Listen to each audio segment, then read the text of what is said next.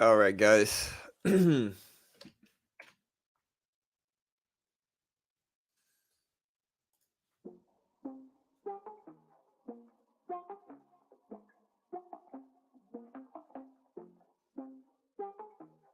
right, we got Jerome Powell speaking at 7:30 this morning, as well as the Case Shiller index at 9 a.m. We got durable goods orders getting released at 8:30. We're gonna cover all that stuff here.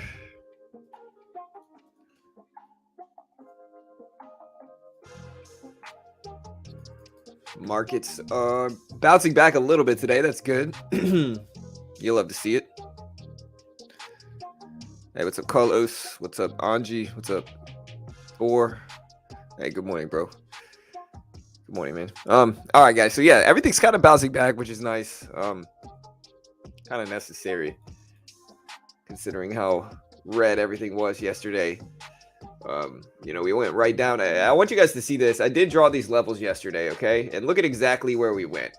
Like I drew this level here, this 363.30 level or so, and you can see exactly where we went. We were right down to that level. So it's an important thing to understand in terms of like broad sentiment and movement here. This is the lows for the last like 3 or 4 days.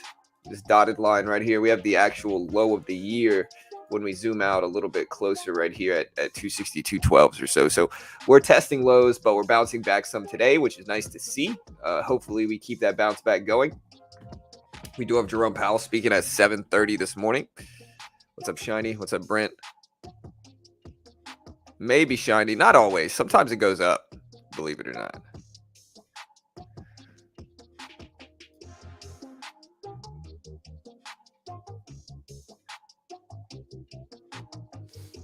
Sometimes it goes up, man. So he is speaking at what's called the Banque de France Conference on Opportunity and Challenges of the Tokenization of Finance. Yeah, so he's going to speak on that. I believe he's giving the opening remarks. Everything's been in.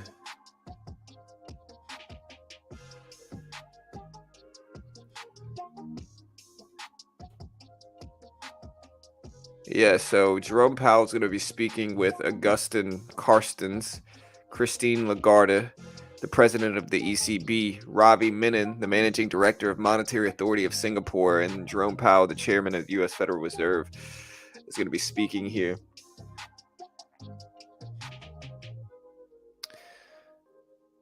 So it's essentially going to be on decentralization and finance.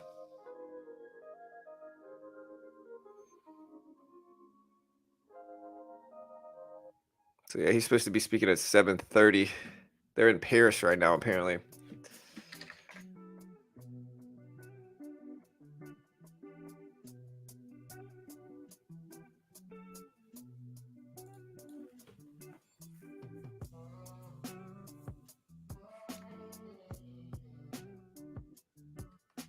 Bro, I look so young when I shave, bro. Look at this picture that just popped up from 2 years ago. Look at this.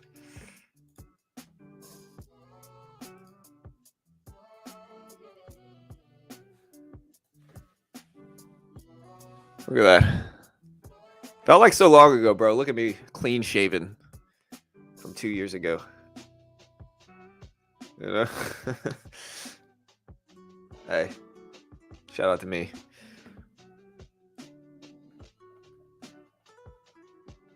Yeah, will the market crash? Hey, let me know.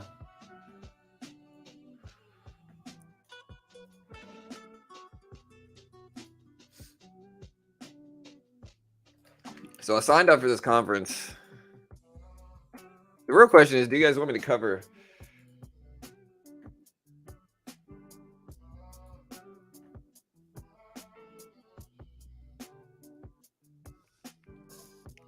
The real question is, do you want me to cover the whole conference or just Jerome Powell?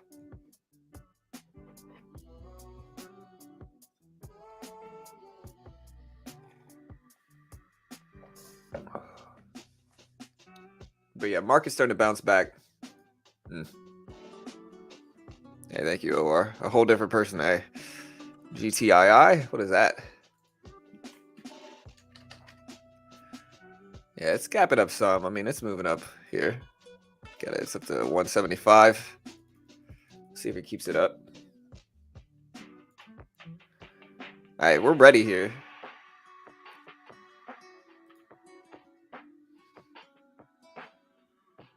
It's so weird how this is what's strange, bro. Is that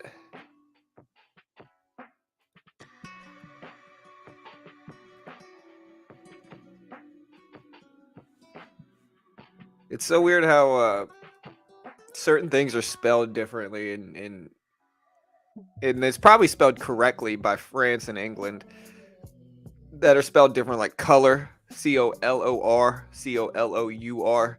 Sometimes it's COLOURE. Just things are spelled differently here relative to over there.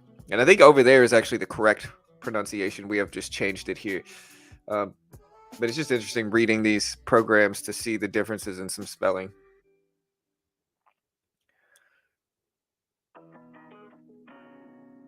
But yeah, so roundtable 1 is going to be Jay Powell, Ravi Menon, Managing Director of the Monetary Authority of Singapore, Christine Lagarde, which is the President of ECB, and Augustin Carstens, which is the General Manager of BIS. That's going to be the first roundtable. It's called Roundtable 1.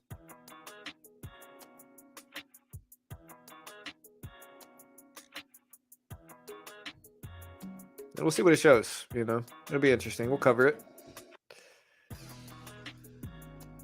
What's up, Raul?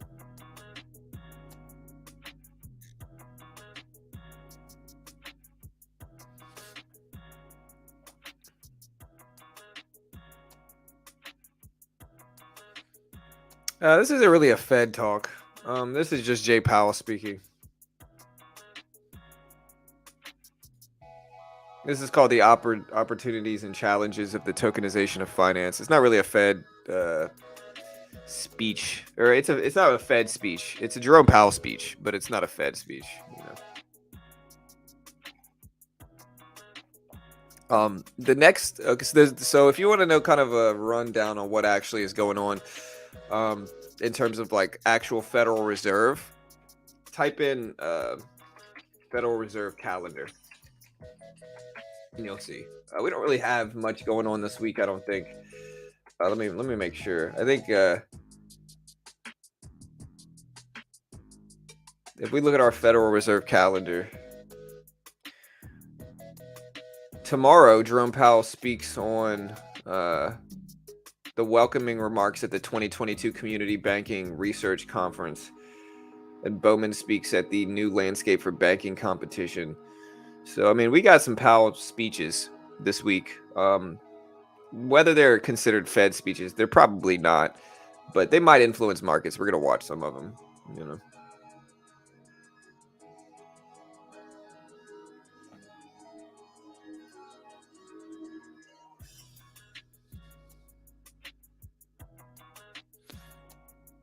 He's going to drop the market again. Speech starts at 8:30.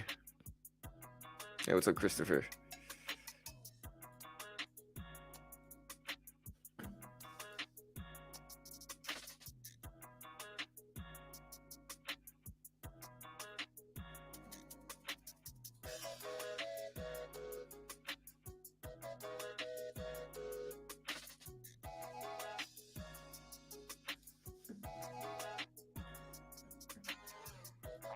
Hey, we're doing pretty good, man. All right, so here is our chart. On Top Step, we are up to about $1,300 in profit, about $1,300. We are winning 75% of the time, 8 days total. So we have won 6 out of 8 days. Essentially, we are up to 151.3K. We've had 1, 2, 3, 4 green days in a row. We're doing pretty well, following our trade plan.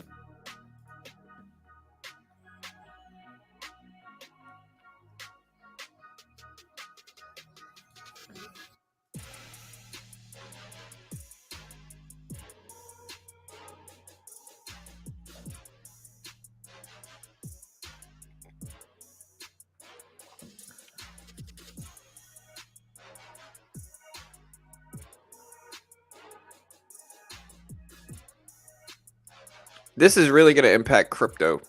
So, while this isn't going to impact the stock market, what they say here is certainly going to impact cryptocurrencies, which might in turn influence markets. That's my logic here. I think it's probably going to impact cryptocurrency. It's essentially a crypto conference. It's on DeFi, and Again, the name of this conference is Opportunities and Challenges of the Tokenization of Finance, right? So of the blockchain, of making blockchain, making finance blockchain essentially. And so that's what this is on. And so it's certainly going to influence crypto, I think. A lot of big speakers talking about it. Hey, what's up, Beach? What's up, Andrew? Bitcoin running here?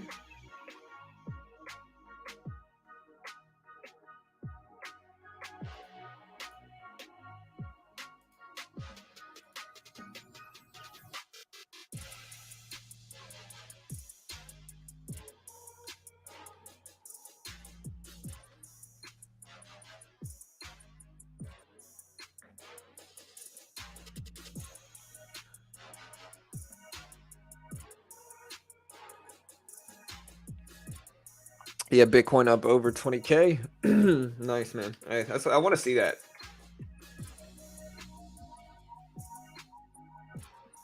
Yeah, we're just kind of sitting back like we have been, We're still in Disney, in a couple hundred shares of Disney right now.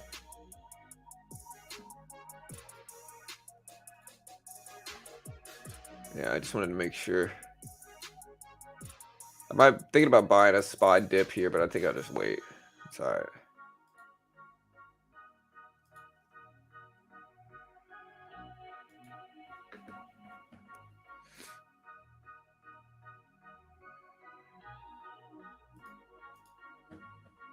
Bitcoin's up to 6% today. That's great. Good. Yeah, I'm sure it's probably going to have something to do with this conference that's coming out. Again, they're meeting to discuss the tokenization of finance. That's what they're meeting for. The Jerome Powell speaks in about an hour. The actual conference starts in about 35 minutes or so. So it's going to start about 30 minutes early. And we're going to stream it all, as we always do. 7:30 Eastern Standard Time is when he's speaking. And then we also have durable good orders, fundamental data coming out. We have the Case Shiller index dropping also.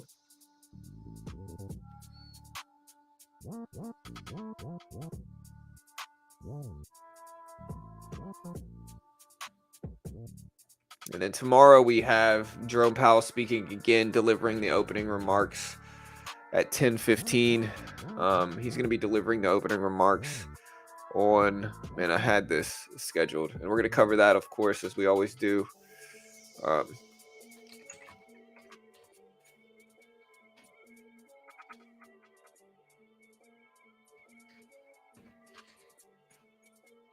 Yeah, he's going to be delivering the opening remarks tomorrow, Wednesday, at the 2022 Community Banking Research Conference in St. Louis at 10:15. So we're going to cover that as well. We also have Bowman speaking at 11.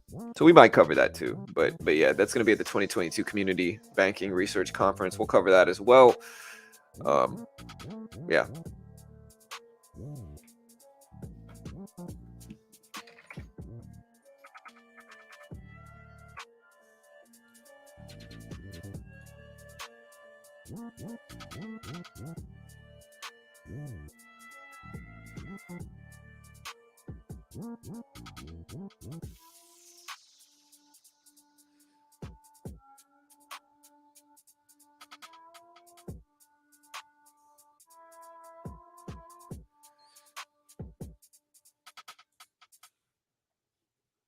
$8:30 Eastern. So 8:30 Eastern Standard Time is when the fundamental data drops. The Jerome Powell speech is at 7:30 Eastern. So it's in about an hour. Again, what are you guys buying? Were y'all red or green yesterday? Red or green? I'm seeing a rebound here and some stuff, though. I mean, Snapchat, I bought Snapchat like a few days ago. I feel like I should probably start adding more to this. Market came down and tested lows and then bounced. And so, part of me is like, hey, I think I should probably just start scaling in to some of these heavier.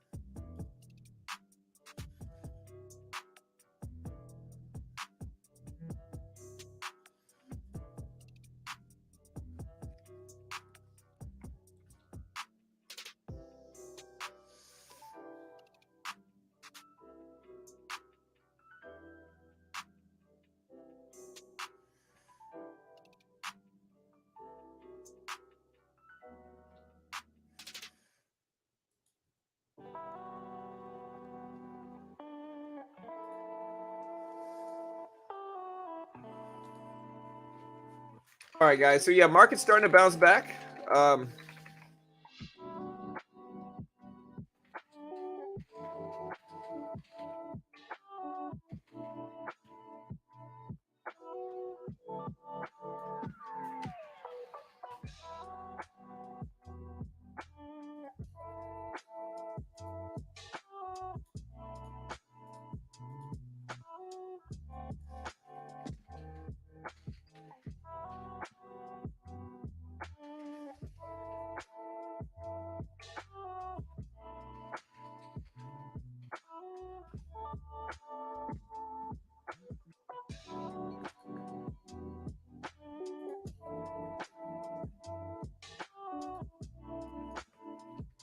All right, team.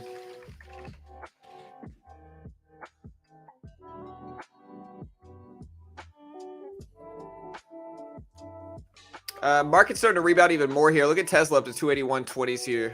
Somebody else said GTII. We have Apple popping up, Disney making moves up, and we're holding Disney. It looks good, man. We're gonna see if this continues to work. Hopefully it does.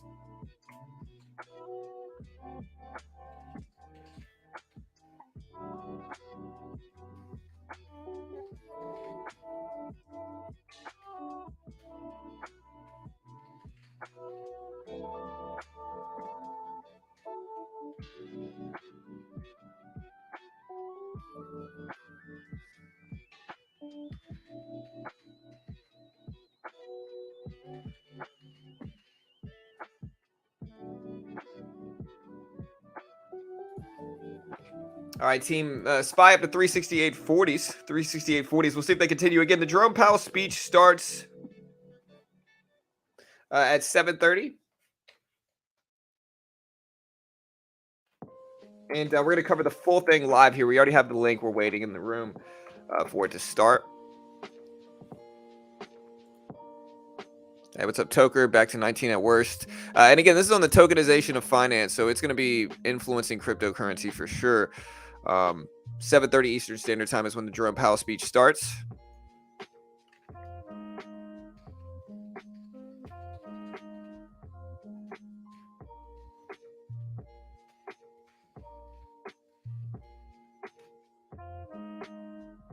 Put that up so people can see it. It's on the tokenization of finance.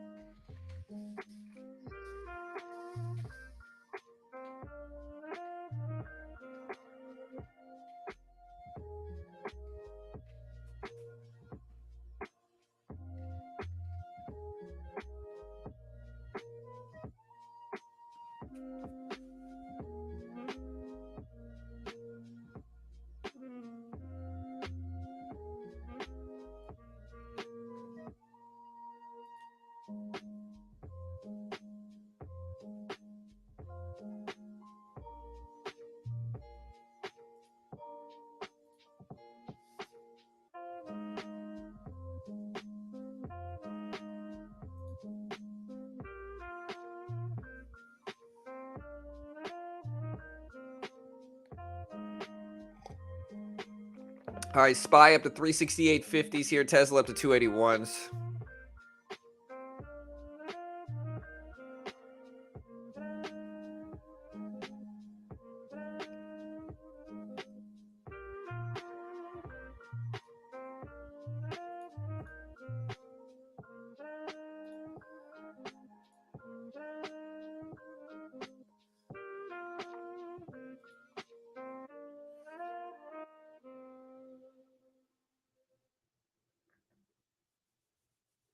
All right, guys, 368.50s on the SPY here. We have Tesla at 281.40s.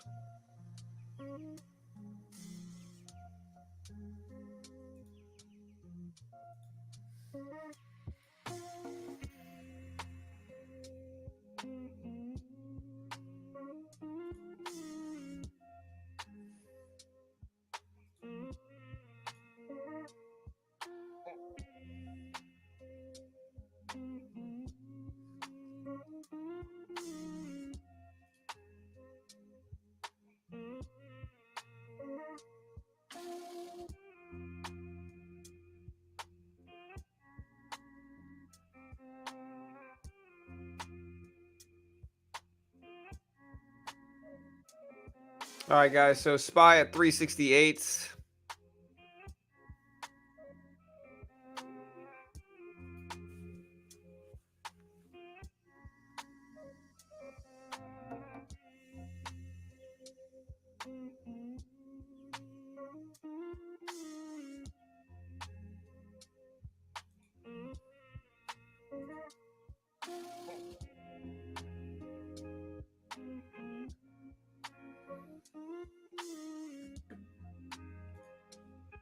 Hey, good morning from H-Town. Hey, what's up from Houston, man? Powell doesn't speak at 10 a.m., brother. Powell speaks today at 7:30. He speaks tomorrow at 10:15 a.m. And so, yeah, right now it's not. Today is not 10 a.m. Today it's actually early. He's actually in France right now. And so today he's doing the tokenization of finance conference in France by the Bank of France. And with that, it starts at 7:30 Eastern Standard Time. 7:30 Eastern Standard Time. Trust me, I know what I'm talking about here. He starts speaking at 7:30 Eastern Standard Time. Now, tomorrow he speaks at 10:15 a.m., delivering the opening remarks for the tomorrow. It's the opening remarks for the 2022 Community Banking Research Conference in St. Louis. But today it is for the Bank of France at 7:30 Eastern Standard Time. And yeah, we're going to cover it. Again, we already have the link up. We're waiting for it to start. Should be starting within 25 minutes or so. And again, we're going to cover it fully here as we normally do. Yeah, photograph. Listen, man, I'm just going to put this out there. Photography. You really want to read the date before you start, telling somebody they're wrong. No offense to you, but read the date. What is the day of the week that says photography? I'll wait for it. I'll wait for you here, brother. Cheers to you, man. Good morning. Hope you're doing good today. But yeah, somebody key the Jeopardy music here while he checks it. Look at the day. Look at the day of the week specifically. Oh man. All right, guys. So green or red yesterday? All right, bro. You're really gonna make me pull this out. All right, dude. So let me show you this. All right. So today is Tuesday. Okay, today is Tuesday. The day of the week today is Tuesday, September 27th. So tomorrow on Wednesday, the 28th, Jerome Powell speaks at 10:15 a.m. doing the 2022 Community Banking Research Conference welcoming remarks.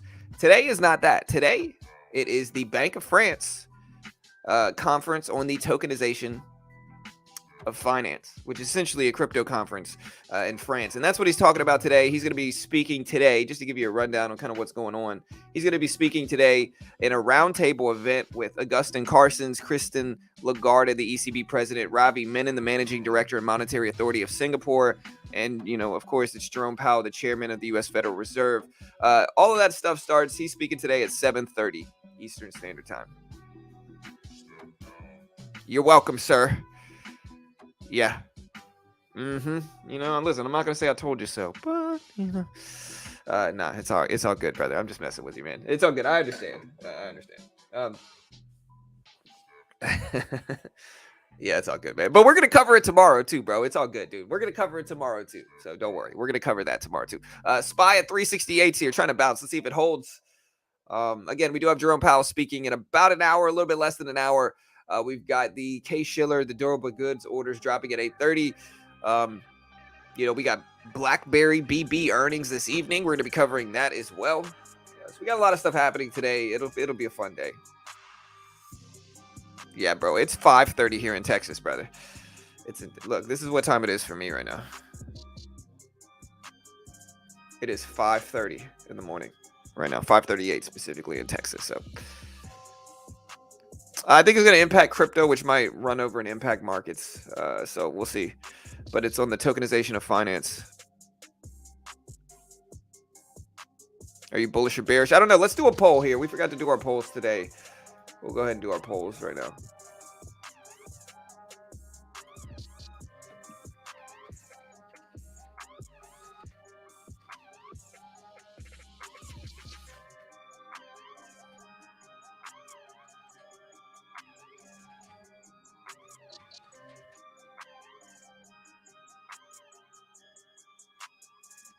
We're doing this poll here. Vote on the poll, bullish or bearish on the Jay Powell speech today on the tokenization of finance. Bull or bear, vote on that poll. We're also going to do our Twitter poll,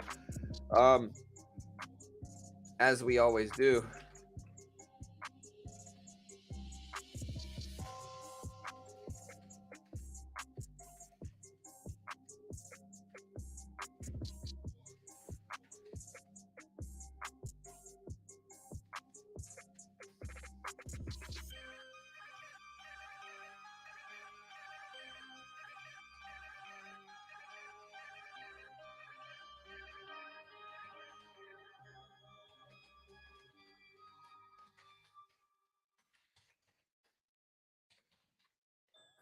All right, guys. So yeah, so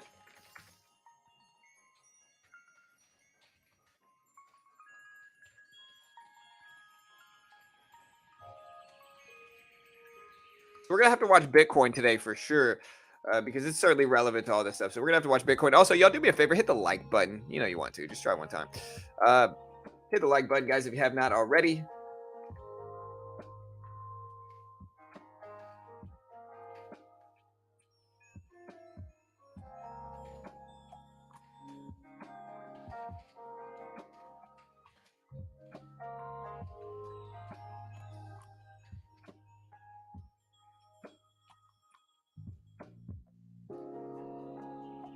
All right, we're gonna do our poll, calls or puts.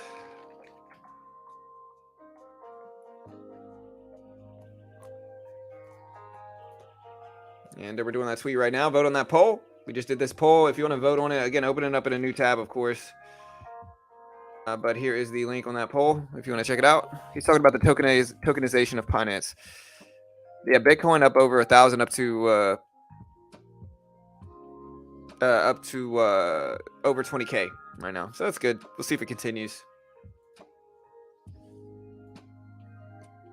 Yeah, y'all do me a favor, hit the like button though. We got 170 people here. It's 6:40 in the morning, so hey, we appreciate you all joining us today. We also have some fundamental data dropping too, so it'll be a fun day regardless of all this.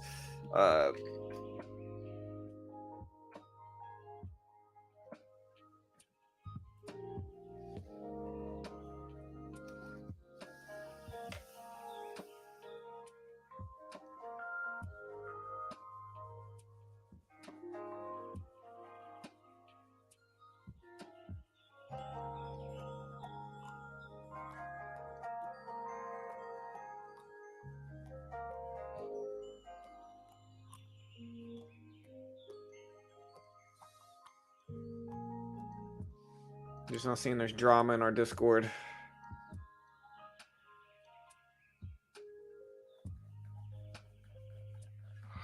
There's a long list of drama.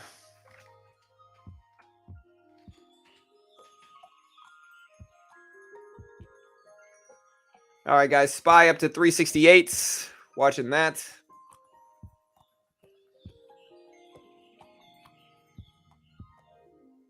I think Papa Powell will be giving us more bearing news. This is mostly going to affect cryptocurrency, and then that might in turn affect inflation. But today it's on the tokenization of finance. Then we got, yeah, bro, everywhere, dude. It's all good. But yeah, thank you, Angel. Thank you, brother. But yeah, so again, we'll see how much these impact markets. You know, they might impact stocks some, but they're certainly going to probably impact crypto. Tesla pop it up. SPY looks strong here. Hopefully it holds. I'm hoping we do. You know, again, this conference is supposed to start in about 15 minutes. Looks like it's going to start right at, yeah, it's going to start. The actual conference is going to start right at 7 a.m. Right at 7 a.m. market time.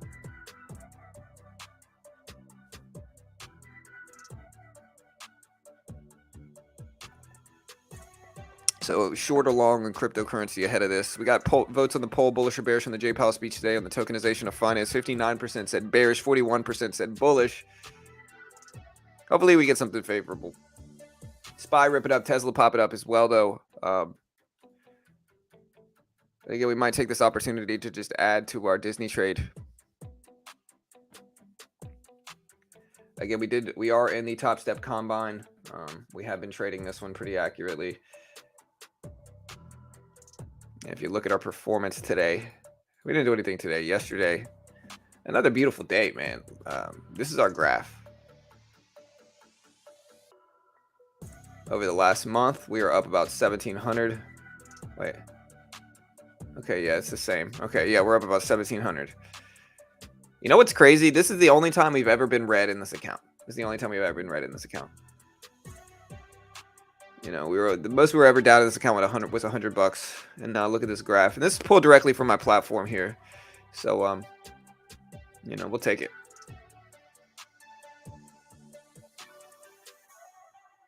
Up about 1,300. So commissions actually aren't affecting this that much. You know, like I'm only so my in gross I'm up 1,600. In net I'm up like 1,300. So I've only lost about $300 of this in commissions. The rest is profit, which shows that like even with my high volume scalping system, it still works really well. It still works really well. One thing that I'm seeing is like scalping the micros is a little bit more profitable, I think, than the macro scalping. So we'll see if it continues. But yeah, that's what I'm noticing is like scalping the micros is just a little bit easier. Hey, what's up, Pawn? Yeah, it's all good, bro. Appreciate you, Pawn. Thank you, man. Bitcoin 23K. Bro, do you trade NASDAQ? I trade NASDAQ and New York Stock Exchange listed stocks. Yeah, I don't know. The question is, how much is Powell going to influence this conference?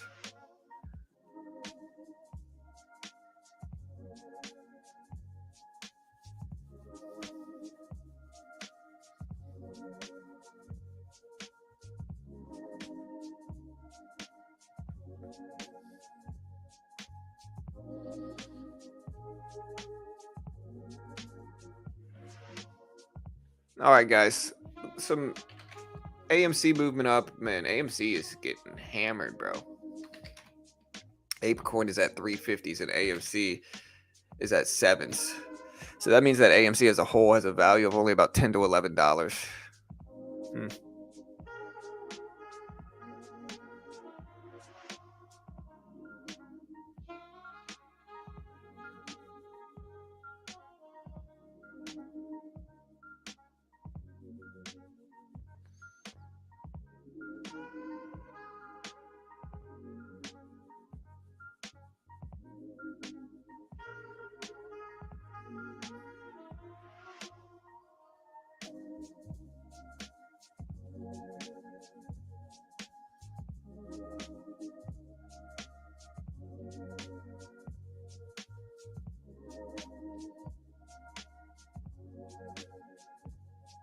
All right, guys, market trying to bounce up. It's at 368.40s. Tesla at 281.60s. AMC all the way down there, man. Disney up to 99.50. So Disney rebounding nicely with the broader market here. If we look at like the Q, here's the Q. Q is up nicely as well, up to 277s here. Bitcoin, big rise over the last couple days. Bitcoin, big move up ahead of this conference here on the tokenization of finance.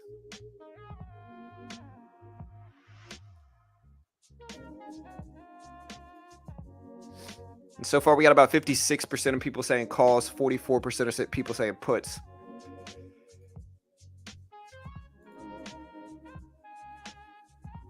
He speaks at 7:30 Eastern Standard Time. The actual call starts at 13 minutes. Thursday, we get update on Fed. I'm trading futures that looks bearish. Understand that this is just a bounce, not a correlation. This is going to last for years, maybe. Tokenization means cryptoization, essentially. It just means an individual cryptocurrency, like one measure of a cryptocurrency. Like if I have one Bitcoin, that means I have one token of Bitcoin, right? If I have one ETH, that means I have one token of ETH. And so one individual crypto, so ETH is the name of the broader ecosystem. One individual ETH is one token. And so it's essentially the cryptoization of finance is what they're talking about. Vote on the poll. 54% say calls, 45% say puts. Again, crypto bouncing up some to 20.25s. We're watching that. We got durable good orders coming out today. We also have a few other things coming out too. There's a strong support below 23 points from here, all indexes. Expect to see green moves in coming days. This dollar expected to retest 107. I hope so, bro. Again, we started to scale into some positions here, and we're doing pretty well. We're doing pretty well. Again, you can kind of see, like, honestly, what this Top Step Combine account is giving me is just confidence, man. Like, I've always wondered how well I would do if I scaled up, and I think this is kind of showing me. So over the last 7 days here, we are up about $900. So if I could continue this, that we're going to be making about $3,600 a month, 3 to 4K a month. So that's $50K a year essentially. That we'd be making just from trading futures. And listen, we're going to try to scale up some more too. It's not. Hopefully we can get funded. If we get funded, I think I can do this all day. I'm not going to be delusional about it though. I do understand that part of the reason I'm doing so well, and I want to be honest about this because I think it's an important aspect of trading that people need to understand, is that part of the reason I'm doing well is because the market is trending well. Okay, so the market is trending well. And when the market's trending well, it's easier to attack. All right, when the market's not trending well, you can see every day we're getting some type of trend form. You know what I mean? So every day we're getting somewhat of a trend form. And it's a nice trend. It's following the volume weighted average price. That's not going to be every day though. Like some days we're going to run into this type of action. The last day, I'm going to give myself some credit here though. The last time the market looked like this, I didn't trade it. Remember, I was like, hey, look, the market's not favorable. I'm just going to bow out of this. And that was the right move. I ended up just getting out of the market, where a lot of new traders will keep chopping up and down in these markets and get destroyed. I ended up bowing out that the last really bad choppy day. And so again, when the market's trending well, it's great. But when every day is not going to be like that. And so what I need to do is I just need to be smart, and I need to understand every day is not going to be green. A lot of the time people lose these combines because they get really confident, they make money. And then when a losing kind of less favorable day comes along, they just can't take a step back and stop. So I'm going to make a rule. If I lose over like $300, I'm bowing out. I'm done. I'm not going to give back all my profit to the market. I lose $300 or more, I'm out. That's going to be my max loss on the day. Again, people could say I need to scale up more. I don't think so. I think that this is fine. I think if I'm making about $1,000 a week, it might take me a couple weeks to hit that 9K in profit. But I think that it's necessary. I could also start taking some larger swings as well. That's another part, which I might do. I might try to scale up in size, today or tomorrow and take some larger swings. We'll see how that goes. But right now, it's going pretty well. And hopefully we do well. If the dollar keeps dropping, doesn't matter what the poll says. Well, yeah, we're just getting people's sentiment, man. Shouldn't be upsetting,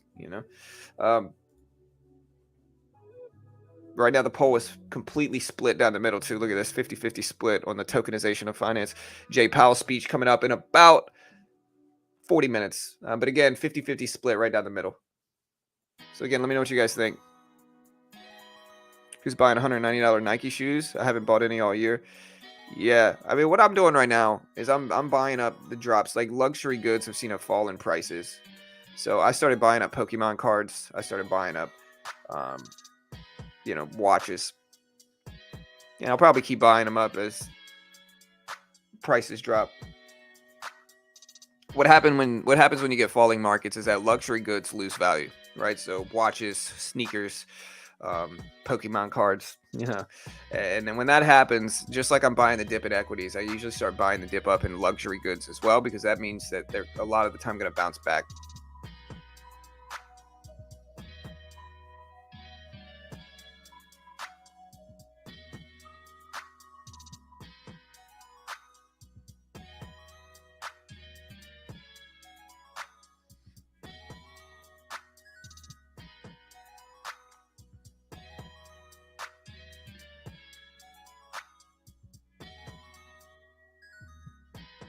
All right, guys. So, yeah, we got our next Fed speech today. Market's back up to 368, so that's nice to see. Hopefully they keep bouncing back.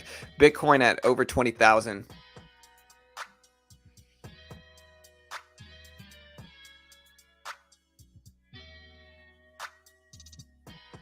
Yeah, Raul, I don't want to be rude either, but you're being kind of negative. Everything you're saying is negative. You're saying, oh, it doesn't matter what the poll says. If the dollar keeps dropping, you're not going to get funded until X amount. It's all right, bro. Listen, but let's just not be super negative, man. Come on now. Let's be positive in here if we can. Thoughts on the Powell speech? I think it's going to impact crypto. It'll be interesting to see how it does,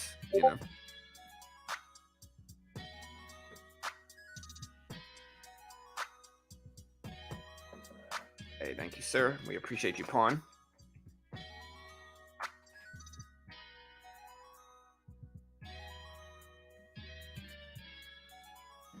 I'm gonna draw my Discord. Futures is what it has to do with.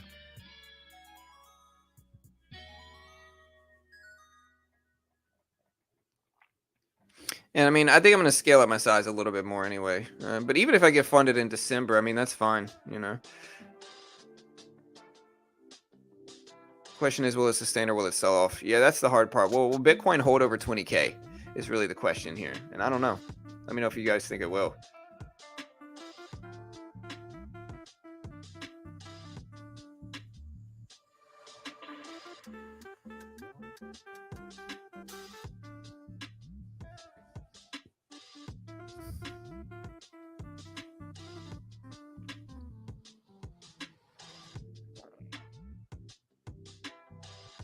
Yeah, hopefully we get some bullish action here. Market's ramping up a little bit. Again, we did buy Disney, and we're kind of sitting at Disney right now.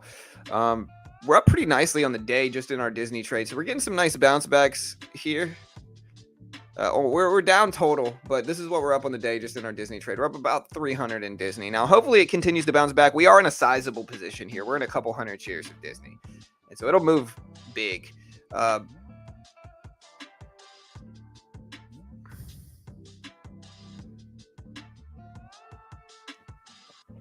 Yeah, but I mean, I think that Top Step funds millions of dollars a year. Like, I think a lot of people get upset with these funded account programs because they don't get funded, but I don't think everybody's meant to get funded. I think regardless of whether you get funded or not, it's going to make you a better trader. And I think you can look at Top Step's numbers and kind of see that, you know, you can kind of look at Top Step's numbers and see if you're consistent like I am, the funding opportunity is legitimate in my opinion. Like, look, like I can make $1,700 my first week. You know, roughly $1,700, and about this was in about 8 days, so about $1,700 in about 8 days, right? If I could do this once a week, you know, every week, then within a month or two, I'll get funded. And once I get funded, that gives me a legit opportunity. They're also a sponsor of mine, and so they also give me a bonus if I get funded as well. So if I get funded, they give me 2.5K, and so they want me to get funded too, and they want people to get funded as well because they profit on, you know, they profit when people are funded, you know, and so. Again, I mean, they're regulated by the CME. I think, again, I think people have to look at it and have reasonable expectations, right? A lot of new traders get started with Top Step, and they're not really good traders, and they're expecting to just take $130 in the Top Step monthly subscription, and that they're just all of a sudden going to get funded in a week. And that's just not going to happen for most people. It's difficult to get funded. It's not easy, and it's understandable why, because they're legitimately funding you money. And so in that regard, they're going to vet you. They're going to make sure that you're a good trader and that you're consistent. You're not going to just be able to make one big gain and get funded. They're going to make sure it's slow and steady, which is what they want, you know, which is what they want. And that's how people have to look at it. People take these accounts and they trade way too large. Like they trade the macros in the cheapest 50K combine. And I don't think you should do that. I think you should only trade micros in the 50K combine. And I think you should trade very small and slow. Because I think if you don't, you're just going to destroy your account. And if you're a gambler, you're just going to rinse and repeat that. But I think if you're smart with it and you trade very small, like I have, like I'm in the 150K combine and I am averaging like $200 to $300 a day in profit. But $200 to $300 a day in profit gives me this graph. And eventually, hopefully, we'll get funded, you know, as long as we can keep our risk management system in place, you know, which I think we will, you know, but maybe not, you know. No matter what, it'll make me a good trader, I think. Right, slow and steady. Crypto rally. It could be RWD. It could have to do with the conference going on right now. Again, the tokenization of finance conference is starting pretty soon, and so when that happens, again, the tokenization of finance conference is starting pretty soon. When that happens, it's going to influence cryptocurrency. You know, I don't know if it's going to influence it positively either. I'm not sure. It depends on what they say. But I can only imagine that they're going to want to regulate cryptocurrency more and more, and that they're going to say some stuff regarding that. All right, we got the conference up here. So let me put the screen up here.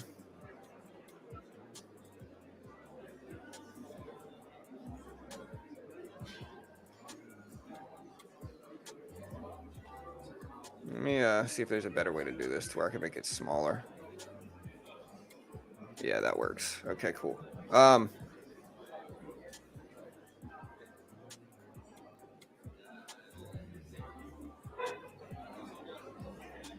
right, so you can hear the conference. You can see it started.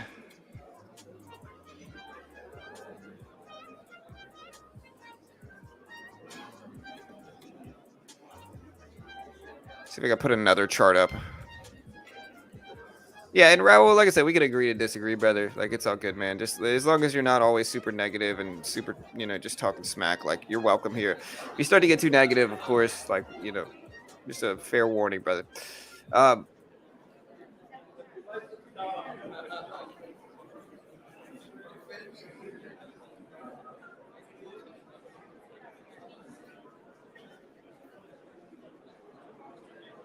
we're gonna put the Bitcoin chart. I'm gonna mute this until they actually start.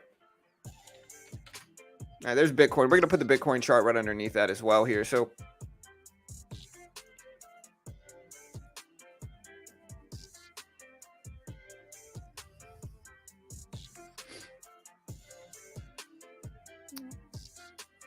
yeah, I don't know why crypto rallied. We'll see. And of course, I mean, I'm biased in their favor because I get a commission if you guys sign up through me. I'm sponsored by Top Step, of course, so I'm certainly biased in their favor. But I think people have to have reasonable expectations when they look at it. I really do. I think they need to look at it as a way to get better at trading, for cheap, and I think that's the best way to look at it. Yep, it's starting early. We're gonna pin Top Steps at the top of the page if anybody wants to check it out. Again, we got these polls going on. 52% are bearish. Let's see. We're waiting for this. We can hear it going on, but they still haven't started yet. Sound check. Can you guys hear everything? Everything going well? You can hear it well, guys? Let me know. I don't think Jerome Powell is set to speak for another... I don't think he's set to speak for another 30 minutes or so. But yeah, they're in France right now. So this is Jerome Powell's speech on the tokenization of finance.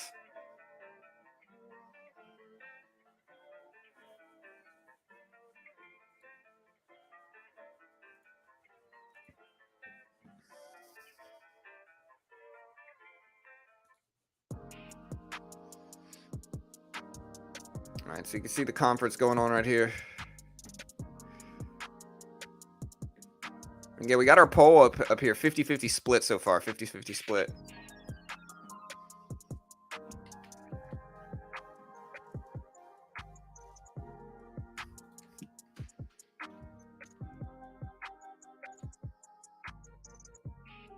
All right, they haven't started yet. We're kind of keeping checking back in on them as we can.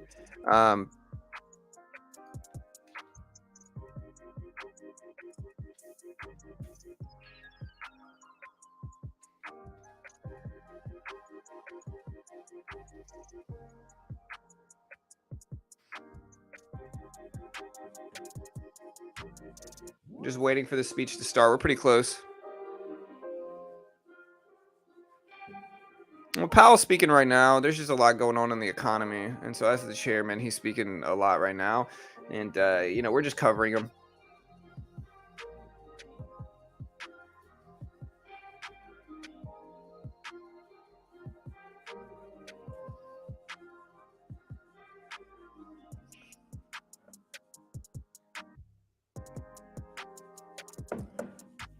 So yeah, again, guys, what we got going on today is we got Jerome Powell speaking in 28 minutes. We got ECB President Lagarde speaking in 28 minutes. We have durable goods orders month over month at 8:30 dropping. Durable good orders for August dropping at 8:30. We have the Red Book dropping at 8:55. The house price index dropping at 9. The Case Shiller, I think, is dropping today as well, right? Or no, is it just the house price index? Yeah. So the house price index dropping as well. We got the Jerome Powell speech starting pretty soon. As you guys can see, we're just kind of chilling here.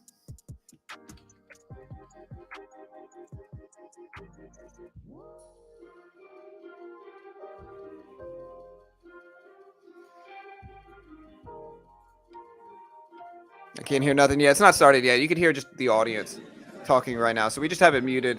It's not started yet. It's gonna start at 7:30. Here, look, I'll take it down for now, and we'll put it up once I see it start. Here's Bitcoin all the way on the right, though. Yeah, right now it's 1 p.m. in France.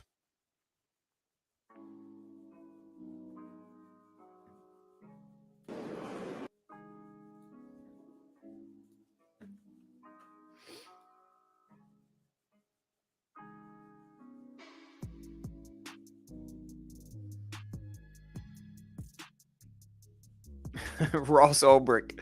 So Ross Ulbricht said on Twitter, "We are feeling the bite of inflation here in prison too. Peanuts cost 90% more, and $1 gets you 2 ramen packs instead of 5." End quote. Ross Ulbricht from prison. Interesting, Ross. I mean, I don't know, bro. I think do I think they were a little bit hard on him in terms of their sentencing? Yes. Do I think he should have been sentenced to a long time? Probably.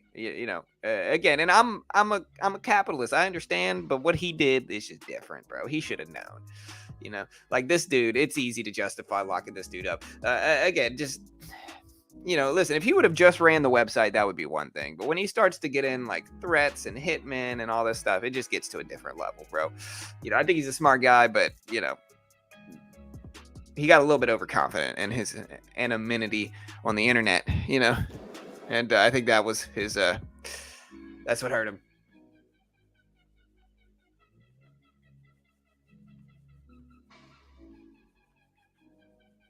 Yeah, for sure. All right, guys, still waiting on the conference to start. Again, Jerome Powell is supposed to be speaking at 7:30 Eastern Standard Time. Nothing started yet. Ross Ulbricht, he's the founder of Silk Road. I saw this on Twitter.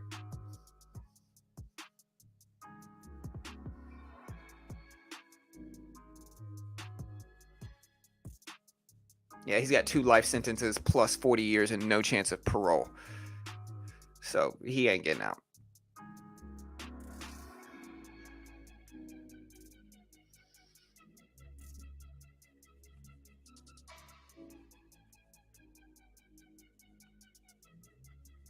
Somebody said, you should create a website. All right, here we go.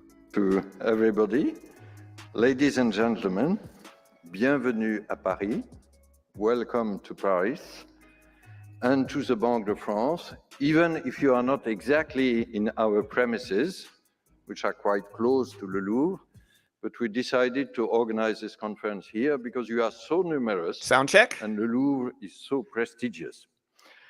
It's a great pleasure to welcome you for this conference we organize at the Banque de France. I am honored by the presence online of Commissioner Mairead McGuinness, of my most distinguished peers and central banks, and let me have a special welcome for my friend Agustin Carstens, General Manager of the BIS, and of several prominent representatives of the public and private sectors. I trust this unique blend of skills will offer a comprehensive overview of the topics that will keep us busy: the tokenization of finance, the role of central banks in it. Let me just recall what I sometimes describe as the triangle of disruptions: new players, new settlement assets based on blockchain, and new decentralized market infrastructures. These disruptions offer clearly the potential for cheaper and faster services. However, they could also lead to fragmentation and systemic risk. How can we collectively reap the net benefits from innovation? That will only be possible if we come out on top of 2 false contradictions. The first apparent oxymoron opposes stability and innovation. Financial stability implies that the financial system is capable of withstanding shocks so as to avoid impacts on the real economy. But financial stability does not mean stagnation or paralysis, and does not ban innovation in any way. On the contrary, financial stability creates trust, which is an imperative for innovation to last. Well-tailored and consistent regulations are key in this regard. The second false or apparent contradiction opposes public and private players, Bitcoin with the bouncing a little bit. former supposedly conscribed in the conservative regulator's role and the latter in the innovator's role. Central banks may sometimes consider this caricature as unfair after decades of developing and maintaining state-of-the-art technologies. To private players who know us better and to others, you can rest assured that we are willing to continue our fruitful partnership. We will obviously have to reinvent the terms and conditions of that partnership to some degree. But let me stress that central banks' action will only succeed together with you, not against you. And that we central banks need to be on both sides, regulation and innovation. I will now elaborate on these two key issues, started with regulation. A number of players in the crypto world have recently stumbled. So-called stablecoins, DeFi protocol, lending platforms, hedge funds, demonstrating in practice what many regulators and central banks had been claiming for years, that these new tools of payments and finance had unlocked old-age dangers, meaning that the industry requires robust regulation. But the so-called crypto winter is no reason for complacency or inaction. Europe has been a pioneer here, designing and drafting a new regulatory framework known as MiCA, Markets in Crypto Assets, that is tailored to new assets and players. I can only hope for its swift formal adoption as early as March next year, as well as the adoption of the very welcome agreement on the extension of transparency and anti-money laundering rules to transfers of crypto assets. Other major jurisdictions are less advanced at this stage. We should be extremely mindful to avoid adopting diverging or contradictory regulations or regulating too late. Crypto players operate globally, and even their place of establishment is sometimes difficult to determine. We are nevertheless fortunate to have a common international framework facing an international industry. The G7, as early as 2019, on the French presidency, by the way, then the FSB and the G20 have made great progress in this direction. By the end of this year, the FSB will publish updated high-level recommendations. This success shows that regulation of crypto players and crypto assets, and more broadly, regulation of payments, is one course of action where what I would call a pragmatic multilateralism or focused multilateralism can and must still deliver. But to avoid further payment fragmentation, there are two imperatives. First, let us keep coordinated. I am sometimes impressed by the growing number of international bodies which play in the crypto regulations orchestra. We need a strong and a single conductor, and that should be the FSB. Second, let us implement in all jurisdictions. The current moment calls less for further global reflection or ever refining of taxonomies of financial tokens, and rather for decisions and the monitoring of basic, consistent, and robust national regulations. Let me come to innovation, as part of central banks' response, and central banks have here also their own driver's seat. Digital technologies are profoundly transforming finance. And for sure, we will see a significant development of tokenized and decentralized finance. Our stance at the Banque de France is both to support regulatory reform, I insisted on that, and to play an active, innovative role. We have been using blockchains for several years now. As early as 2017, we were the very first central bank worldwide to implement a blockchain solution to manage a repository of creditors. I will come later to our CBDC experiments, but we developed there our own permission blockchain called DL3S, Distributed Ledger for Securities Settlement System. We have also drawn on artificial intelligence for various uses, such as a new Forex tool, trading tool, and supervisory tools.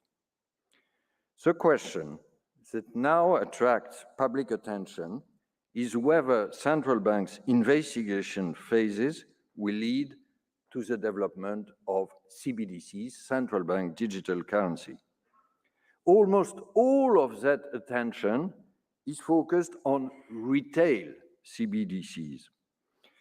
At the same time, we can sometimes hear, and not only from commercial banks, that they are a solution in search of a problem. In my view, let me clearly state it, this phrase simply misses the point. What we are currently doing is keeping our eyes and minds open on this new way of making public money available. In Europe, we are halfway through our investigation phase. The Eurosystem will make its decision by the end of 2023, before a potential launch in 26 or 27. I am sure ECB President Christine Lagarde will later in this conference be able to shed some light on the projects. Let me only stress one thing: such a digital euro could and should be decentralized in its implementation in the spirit of public-private partnerships I mentioned earlier. But let me now come to the other side of the mountain.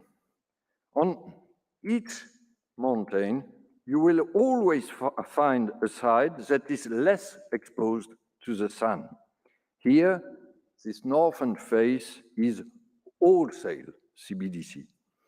It currently attracts less public interest, although it poses relatively less complex legal issues and has two strong business cases. First, a wholesale CBDC could significantly contribute to improving cross-border and cross-currency payments. Following a first report delivered to the G20 in July last year, the Future of Payments Working Group of the BIS, dear Augustine, has recently finalized a new report outlining options for access and interoperability of CBDCs for cross-border payments. Second business case, a wholesale CBDC could accompany the tokenization of securities as a safe and liquid settlement asset for them in a blockchain technology. Failing to offer market participants a wholesale CBDC could open the door to an extensive use of so-called stablecoins, which would pose a systemic risk. Therefore, over the past 2 years, the Banque de France has been looking into a wholesale CBDC with a view to contribute to Eurosystem's efforts in designing and developing it when the time comes. And this time could come sooner than expected, with the upcoming entry into application of the so-called European pilot regime in early 2023, less than 6 months from now. This new regulation offers a unique opportunity for the Eurosystem to conduct its own pilot regime in close cooperation with private players. Without over-promising on that pilot wholesale CBDC, we have to seize the opportunity to try out various solutions from next year onwards. Learning by doing is the best way to acquire knowledge. In that spirit, the Banque de France has been conducting, since 2020, 9 experiments with a wide range of partners, and we reported in a publication last November about our first results. Powell goes live on this Considering conference these promising at results, 7:30. we have decided to launch a new series, I announce it today, of 3 experiments. You will learn more on them in the coming weeks, but let me already give some insights today. 10 minutes until Powell's 2 speech. of these experiments focus on improving cross-border payments, the first business case I mentioned. By working on interoperability Market between time. CBDCs with innovative solutions, such as a liquidity management tool based on decentralized finance technology, AMM, Automated Market Maker. The third experiment aims at deepening previous ones on the use of central bank money as a safe settlement asset for tokenized securities, the second business case I mentioned. We will do it together with other European partners. It involves issuing and distributing tokenized bonds on a blockchain. Let me conclude by recalling some moment of French history here in Le Louvre. In 1980s, it was decided to design and build a large glass pyramid, which you could admire, in its courtyard of Le Louvre. The French citizens, the older ones at least, remember that this disruptive architecture by the famous architect Pei was first met with outrage, as critics considered it incompatible with classical style. It was nonetheless built and hence has since then become a new cherished symbol of Le Louvre. I hope that we central bankers will find our way to make digitalization fit in the existing architecture while regulating it to the extent necessary. Thank you for your attention, and I would now like to hand the floor over to Commissioner Mairead McGuinness. All right, guys. So Jerome Powell is supposed to speak at 7:30, guys. 7:30 Eastern Standard Time. Everybody announce yourself. We put it in sub-only mode, so announce yourself, show your support. Merci beaucoup. Bonjour à tous. J'aurais aimé être à Paris avec vous aujourd'hui, mais je suis à Bruxelles. So firstly, good afternoon, everyone. Thank you, Francois, for both the invitation and particularly for your wide-ranging opening remarks. You talked about trust in the very beginning of your speech, which I think is so important. And I think your linking to the architecture at the end of your speech was very, very correct and well said. The one thing that I really want to emphasize, which you already have, is that regulation and innovation are not in conflict, because regulation and innovation should work hand in glove.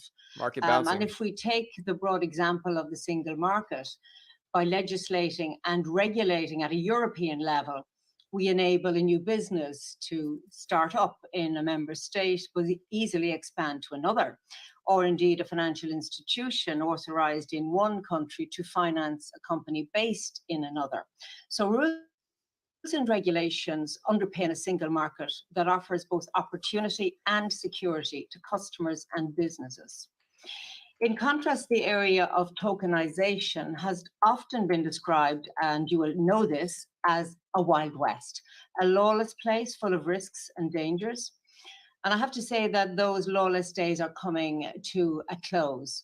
By bringing in rules, we want to guard against those risks and dangers while allowing us to harness the possible benefits. So today I want to address what tokenization might mean for the financial system. How we are responding to those changes with regulation, and how the public sector, and in particular central banks, might complement what we are seeing in the private sector. So firstly, the challenges and opportunities. Tokenization started as a challenge to the existing financial system. It emerged from a desire to disrupt. It was about bypassing the traditional financial system, seen by some as stacked against the man on the street. And I think it's no coincidence that the Bitcoin network started operating in 2009 against the backdrop, if you like, of the financial crisis and the distrust of financial institutions that resulted from that crisis. It's also perhaps no surprise that crypto markets have exploded since. Crypto markets, as you know, are extremely volatile. But overall, they have expanded to a global market capitalization of around 1 trillion euro. And behind all of this is blockchain technology. This technology does have potential. It cuts out the middleman, removing the need for centralized processes and intermediaries. It can make transactions more efficient and transparent by recording key information in an unchangeable format, making it accessible to all market participants. And this could make payments cheaper, faster, and safer. This technology could also unlock the billions of euros and dollars currently used to cover credit or settlement risk in the financial system. But these potential benefits cannot emerge in a Wild West scenario. Without regulation, crypto poses big risks for the system, for our financial system. Crypto markets are growing in size and popularity, so we need to think about their systemic risk. In February this year, the Financial Stability Board warned that crypto markets have the potential to grow into a threat to global financial stability. And we need to take those warnings very seriously. And even if crypto markets do not yet present systemic risks, they already present many other risks. Earlier this year, a number of larger crypto projects collapsed, including supposedly stable coins, laying bare the lack of supervision. We know that consumers risk buying into unsuitable products because they're often lured in by a false promise of value going up and up and up. Thoughts on Bitcoin this week? Investors risk losing money because of crypto's volatility, and we know many have. They can also lose through deception and or fraud. The Financial Times recently reported about the boom of crypto fraud alongside the boom of crypto markets during the pandemic. Oh yeah, it's out there. And they for sure. reported that one of the best ways for a victim to recover at least some of their losses is, perhaps ironically, through their bank. Banks are regulated financial institutions and so are subject to prudential rules as well as rules to protect their customers. Crypto also poses risks relating to money laundering and sanction circumvention. This year, the US Treasury's Office of Foreign Assets Control has sanctioned 2 currency mixers because certain state-sponsored hacking groups, which help their government evade sanctions, have been using these mixers to launder money stolen in cyber attacks. And all of that means that there is a clear and urgent need to regulate and supervise crypto markets. So the Commission is doing a lot of work to regulate crypto markets and allow them to develop on a sound basis. One of the first steps we took was to create a pilot regime, which, Francoise, you've referred to. And this is for securities trading and settlement on distributed ledger technology, or DLT. So I'm very happy this pilot has entered into force and can be used from March of next year. Subscribe, this is all guys. about allowing innovation and experimentation, but within a safe environment where the citizen is protected. The distributed ledger technology, DLT pilot, aims to develop secondary markets for tokenized financial instruments, where market participants can experiment with trading, clearing, and settling securities using DLT. This pilot aims to identify ways to improve efficiency. Bitcoin charts right here. To merge trade and post-trade processes currently being provided by different market infrastructures. Financial firms will be able to apply to their national supervisor to get permission to run on DLT market infrastructures and to get temporary exemptions from specific EU trading and post-trading rules. If granted, they could then trade and settle a broad range of securities on DLT, subject to certain limits. And I would encourage all companies and supervisors to make use of the opportunities in this pilot to learn and to experiment. As you've already said, to learn by doing. It's an example of this idea that good regulation enables innovation. And it's a demonstration of how the European Union is supporting efficiency on financial markets, something we want to encourage as we develop the Capital Markets Union. The second major step we've taken is the proposal for regulation on markets and crypto assets, MiCA. The Parliament and Council reached a political agreement on this regulation in June, again at the end of the French presidency of the Council of the European Union. So a big appreciation to my French colleagues for this substantial volume of work. The whole thinking behind MiCA is to support a crypto asset market and allow innovation, but to do so on a sound basis and addressing the risks I've already mentioned. So we want to root out the bad actors. We want to provide the consumer and investor protection that just doesn't exist in this area yet, and to set rules for crypto asset service providers. And MiCA will bring crypto markets into the regulated space. I don't know. And under MiCA, the crypto how I asset feel about service that. providers will be subject to both prudential requirements and rules of conduct.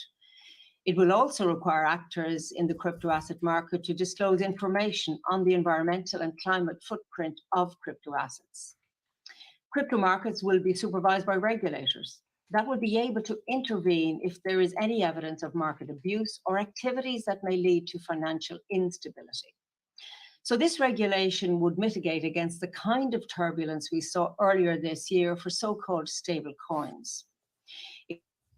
It sets out strict requirements on establishment, authorization, and reserve management of any tokens, which refer to an official currency or a basket of assets. That includes EU direct supervision for these so-called e-money tokens and asset reference tokens that are systemically important. Central banks and the ECB, as well as the EBA and ESMA, will have important roles to play in this new regime. Powell's scheduled We've for also 7:30, extended the but transfer of funds regulation to the virtual and crypto space. Just before the summer, the co-legislators reached agreement on this regulation, setting new rules for transparency of crypto transfers. And this will bring much needed transparency to these transfers, helping to address a new vulnerability in our fight against money laundering. These rules will enter into force at the same time as the MiCA regulation. While addressing risks in the crypto asset market, MiCA and the transfer of funds regulation will give legal certainty to market participants and promote innovation in the single market within a framework of clear rules. Service providers will need to be authorized in the European Union. But once they have that authorization in one member state, they will benefit from our financial passporting system to offer their services throughout the EU. I don't know, man. And indeed, the EU is among the first in the world to design such a comprehensive regulatory regime for crypto assets. And I do believe this regulation will allow crypto markets to develop on a sound basis.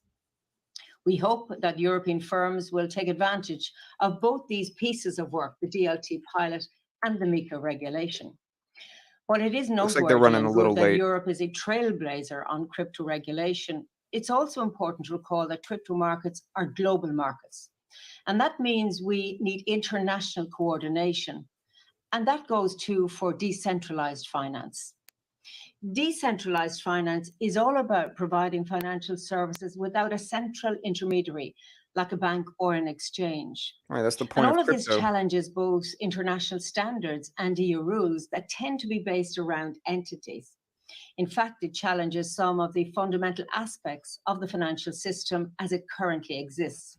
And here in the Commission, we're monitoring the developments and risks in this fast-moving area very closely. Y'all sub to BT Crypto. Central banks, and indeed we've heard already, have not been idle throughout these many changes.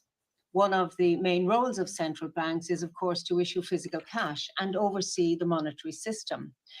So banks, Coinbase is central up. banks are carefully watching and analyzing the consequences of money and transactions moving online. And central banks are center stage when it comes to central bank digital currency. Sometime soon, Bumpy. And the Atlantic Council reports that over 100 countries are exploring a central bank digital currency. Just 10 have fully launched a digital currency, including Nigeria, one of Africa's fintech powerhouses. And indeed, I know that Banque de France is very active in this area. We've worked on cross-border projects, rather you have worked on cross-border projects with Switzerland and Singapore, and you're also involved in the Digital Euro project. So let me just say a little about the Digital Euro. We in the Commission are working closely with the European Central Bank on this project. In a digital world, the Digital Euro would provide a public money alternative to private means of payment and as a complement to cash. It would offer additional payment options to people and businesses across Europe, new options for online payments, offline payments, peer-to-peer payments, and many more. And it would be a complement, not a substitute for private initiatives. The Digital Euro could be significant for people and businesses, and we need to thoroughly consider the possible consequences and, of course, to consult as widely as possible. And this all led the Commission to conduct a targeted public consultation, in addition to the consultation work already undertaken by the ECB, and we undertook our work in 2020. We got a lot of responses to that call from citizens and businesses. There are many important questions to consider, and this will all be informing our progress on this project. Yeah, I think guys, it's fair we're to waiting say patiently. that the Digital Euro project was met with a lot of interest and support. Although some financial institutions were asking about the potential impact of a Digital Euro on their business model. So some examples that were raised, several respondents pointed to the risk of disintermediation of banks and financial stability risks. There are big risks that we need to guard against, and we should also look at the role of private market participants in the distribution of the Digital Euro. Some who responded felt that the Digital Euro should focus on complementing what's already on offer by the private sector, while others saw the potential for new innovative features, like machine-to-machine payments or programmable payment functionalities. All respondents concurred that people-to-people and offline payments would add the most value for users, mirroring cash payments. Privacy was a big concern for citizens who responded to our consultation, so we would need to provide privacy while balancing that with the need to address the risk of money laundering. And we should also determine whether the Digital Euro should be granted legal tender status, like Euro cash, or not. So in the Commission, we plan to propose legislation for possible Digital Euro in 2023, and this will lay down the principles for the Digital Euro. And the European Parliament and Council will then have the opportunity to debate and amend our proposal. And this legislation would be necessary, a necessary step before the potential issuance of a Digital Euro by the ECB. And I know Christine will speak about the ECB's perspective on the Digital Euro project later today.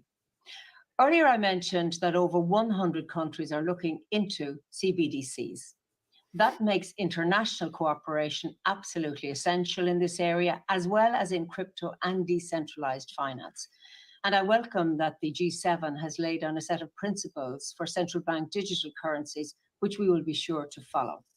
So in closing, the evolutions we're seeing in the financial system are fast moving and represent a whole new ecosystem. And so our regulatory measures, we're acting in a way and thinking in the same way. We need to build a new regulatory ecosystem. The MiCA regulation and the DLT pilot will bring crypto into the regulatory and supervisory fold. A Digital Euro could complement private initiatives in this area. And meanwhile, we're keeping the growth of decentralized finance under careful review. This new ecosystem holds both opportunities and risks for financial firms, the financial system, and the wider society. So we need to address the risks if we want to benefit from the opportunities. But I think all of us here today are certain of one thing. The old ways of finance and banking are already being overtaken by new digitalized means and solutions. Rules and regulations are essential and must be tailor-made to meet this fast evolving and exciting area. Thank you. All right, guys. So what do you guys think about that? Jerome Powell scheduled for 7:30. Hopefully they say some good things now. She's running a little bit over, but that's okay. Thank you. I don't know. I disagree with a lot of what she said. You speak wonderful French. Merci beaucoup. And if you allow me 2 words of European pride, Europe is seen as complex, and it is indeed in its architecture, but it's very good to see how we can deliver on regulation. And second, Europe is What do you not guys seen think? as especially innovative, but it's good to see that at least on CBDCs, and we'll come back to it, we are possibly on the front line. Thank you very much again. And I now turn to our first roundtable about how should central banks All right, here we address go. This is where financial Powell speaks. stability challenges related to decentralized finance. I don't need a long introduction. We are all aware that there was, for years, this challenge of accelerated technological disruption. And there is, in the more recent past, the additional challenge of monetary normalization. And we saw that the change of monetary policy has exposed weaknesses in the crypto asset ecosystem. We are lucky enough to have an outstanding panel to address this difficult question. All right, so here's the... And may I welcome online 3 of our participants. First, you see probably, I see Christine Lagarde already on screen, and we will see probably Jay Powell in 1 minute. Jay Powell in 1 minute. The 2 leading central bankers across the Atlantic. So, yeah, so the president bonjour. Good morning, Jay, because it's very early for you. Welcome there he is. to both of you. There he is. And we also have online a third central banker from Asia, Ravi Menon, Managing Director of the Monetary Authority of Singapore, and by the way, a very Big Papa innovative Powell. central banker. Ravi, good evening for you. And this is and Ravi last Menon. but not least, but Agustin, I already welcome you, the General Manager of the BIS, who is, so to say, the central banker of Augustine central bankers, if you accept Karstens, General Manager of BIS. this image. One word about the way we will proceed. We have about 1 hour. First, we will try to look briefly at the global view on financial stability Marcus, and flop it up though, the decentralized SPY up to finance. 368. It will be introduced by Agustin Karstens, and then I will ask Jay, Ravi, and possibly Christine if they want to react on this first part. And then we will have a second part, which will be the longer one, on the responses of central banks, be it on innovation and Bitcoin pumping or up. regulation. And Commissioner McGuinness and myself mentioned these 2 important pillars.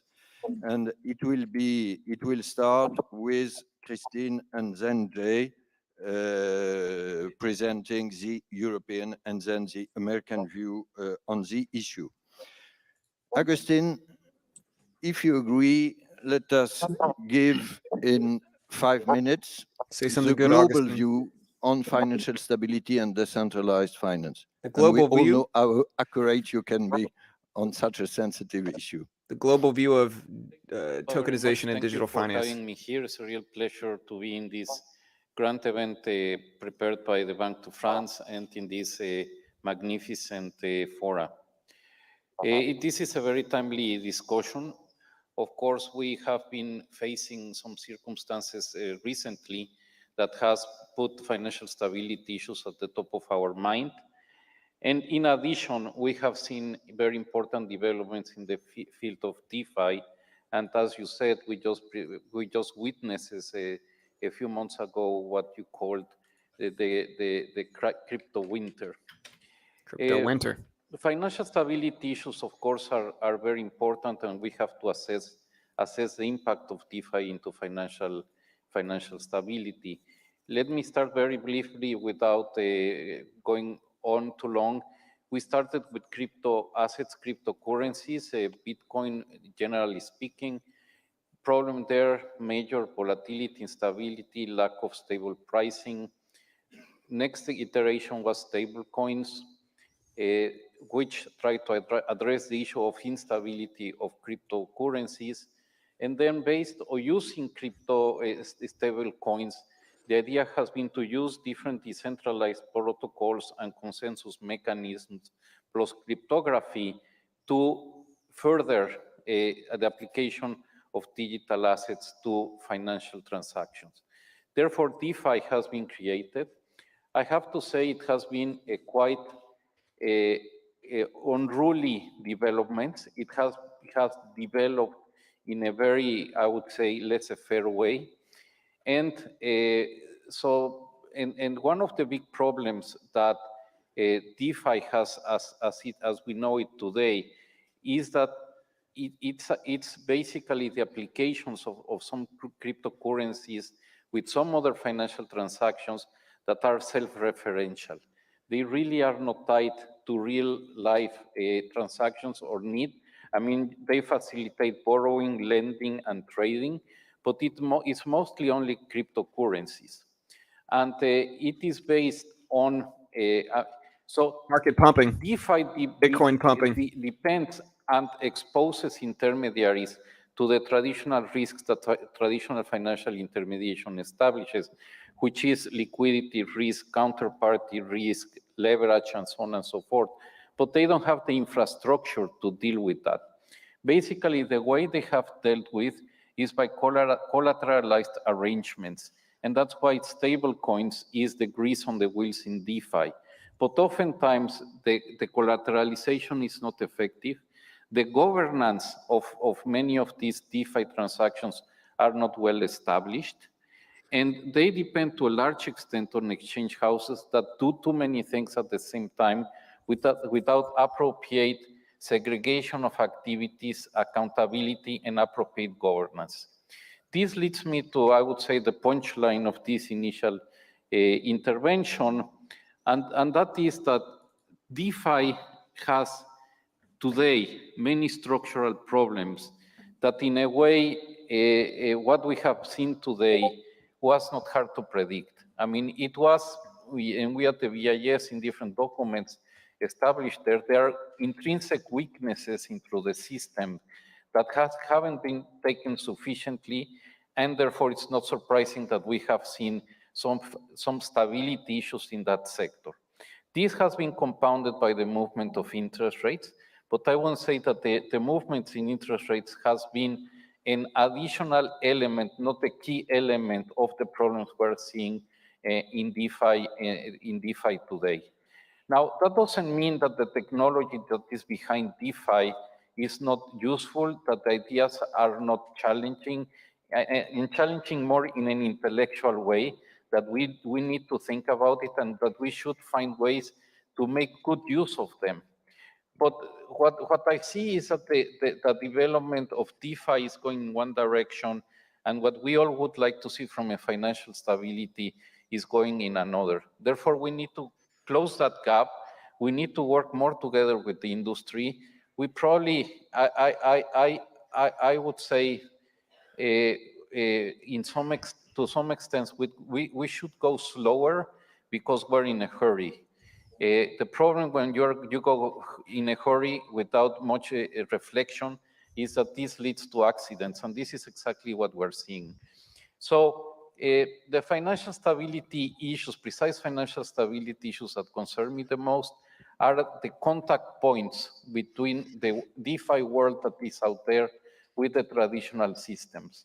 A lot of that takes place through the exchange houses, the ramping up and ramping down of the system, and some leverage or some lending transactions where it is not very clear what is the collateral behind it.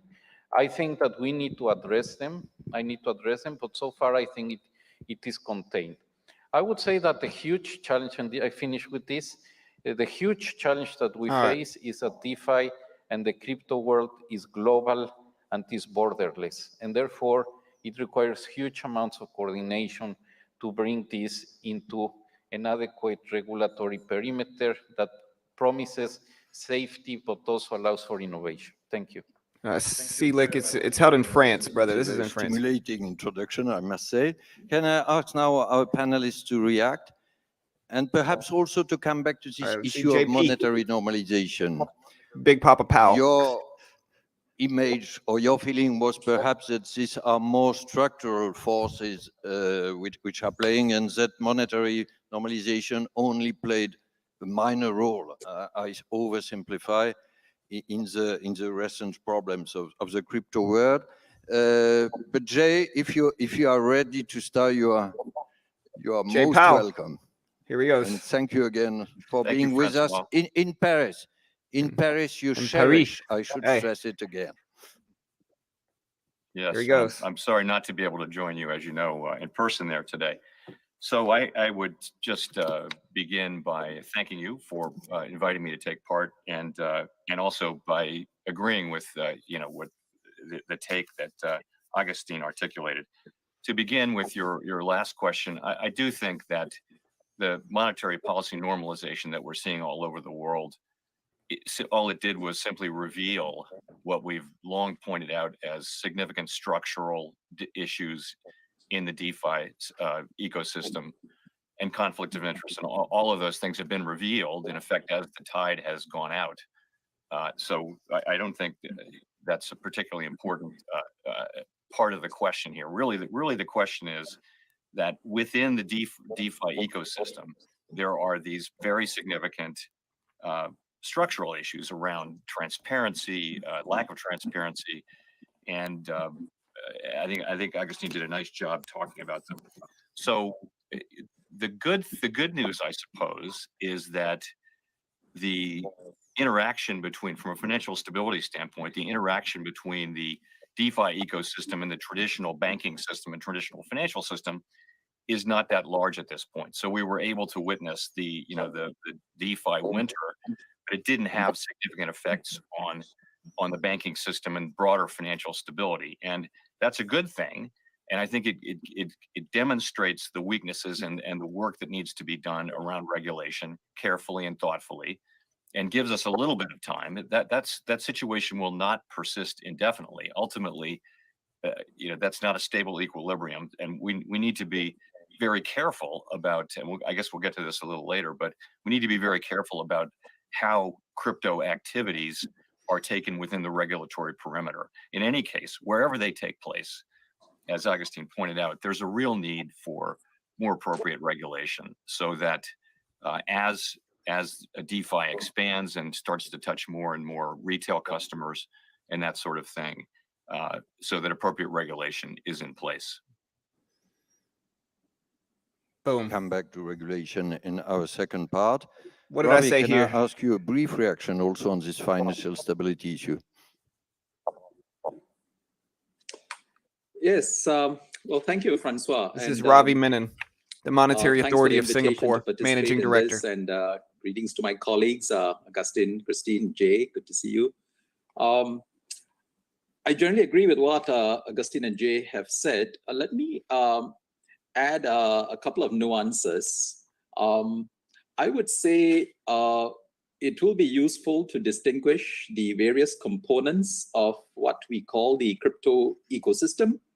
And I think the kinds of risks each of them pose, and the kinds of benefits each of them pose, and what they mean for financial stability would be quite different. So if you look at, say, tokenized assets, for instance, there are many banks experimenting with this. Basically, you express the ownership rights over an asset as a digital token, and cash and bonds, real assets, intangibles, carbon credits have all been tokenized. These in and of itself, I think, pose lesser risk, but they're not the predominant part of the ecosystem, unfortunately, although I think that's where the real potential lies. Then you have cryptocurrencies, for which I don't see any redeeming value, because they're meant to be used as a medium of exchange within the distributed ledger, but we have all seen how they've taken a life of their own outside and are posing a range of risks, some of which Augustine have spoken about, ranging from consumer protection, volatility in value, money laundering risks, and even financial stability risks pushed to the extreme. And the speculation in these currencies has led to price changes that are nothing to do with the underlying economic value. And I think with the current monetary policy normalization process and tightening, it is, as Jay said, they're going to expose the excessive exuberance that has been attached to these cryptocurrencies. and I think they're going to be affected badly. In fact, all of us on this panel, I think in our own ways have been saying this, the risks involved in investing in cryptocurrencies, but who listens to central bankers, right? And I'm afraid it's the time for reckoning has come. I'm a little bit more positive about stable coins if they're done well. Basically, these are digital tokens whose value is pegged to another asset. Referencing stable they coins. can have a good potential as a medium of exchange because they're digital cash, they're programmable, can be put on the ledger, provided their value is fully backed by reserve assets. So the focus of regulation is quite different in stable coins. If we can crack that problem through an appropriate regulatory regime, I see more promise for stable coins, and almost by definition, they should reflect the demand for underlying fiat currencies to which they're pegged. And so the impact of interest rates and all that will be really reflecting the underlying assets. So I think we need to make distinctions across the three. And DeFi is a totally different animal. All these things that we discussed in the crypto world can operate alongside the traditional financial system. In fact, many banks and traditional players are involved in these innovations. DeFi is a totally different thing. And I fully agree with Augustine, there is a lot of stuff that's unknown. I would just say the central problem is that even if you can address the other risks, the big risk is where are you going to apply the regulation to? Because all our regulatory approaches are based on applying regulations to legal entities. In a decentralized world, guys? You can't do that to an algorithm. And pinning that governance and risk management responsibility on the players that can make a difference in the DeFi world is exceedingly difficult. And that's something, if we can overcome, I can see some promise in DeFi. Otherwise, this could be a game stopper. But I want to say that you don't have to go as far as DeFi. Crypto assets and digital assets have a role to play alongside traditional finance. Some of them are working, some of them are not going to work. And I think the current normalization phase in monetary policy is going to expose which are the ones that are promising and which are the ones that are purely speculative. Thanks. Subscribe, guys. All right, what do you guys think about that? And I'm sure the distinction you made between different animals will be useful when we will discuss more precisely regulation, as Jay mentioned. Jay. By the way, you use the word cryptocurrencies sometime, and usually we central bankers don't like that much the expression cryptocurrencies because these are not currencies. They view them as speculable assets. But I'm sure we agree. They view them as speculative. Christine, do you want at this assets. stage to intervene and react, or do you prefer to focus on central bank response in the second part? Please, you are very welcome. All right, guys, let's see what they say. Bonjour. Yeah.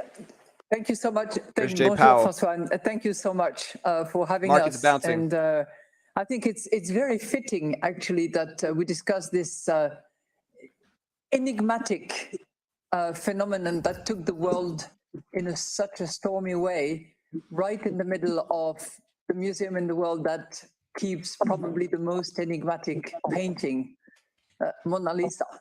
So thank you for having us in the Louvre. It's just perfect. So just 3 points that I wanted to share with you, which I keep thinking of in relation to crypto assets in general and the impact it has had. First of all, the evolution has been stormy. It went from this sort of cultural hype pushed by libertarians, promoted by Satoshi Nakamoto in his wisdom and total anonymity, to being this tool that is now accepted by the PayPal, Visa, and MasterCard of this world, and which has been abused by whether it was Terra or Luna, but certainly Mr. Do Kwon, who is on the run, is the other side of that enigmatic coin, which warrants the regulation that has been advocated by both Jay and Ravi. Second, where evolution has been critically important is this search for yield, which has clearly encouraged and accelerated the process at times when across the world we were in the lower bound and where interests to be earned were limited. And third, the world was caught by surprise. And from these regular statements that we all made that, oh, of course it was growing, but it wasn't systemic.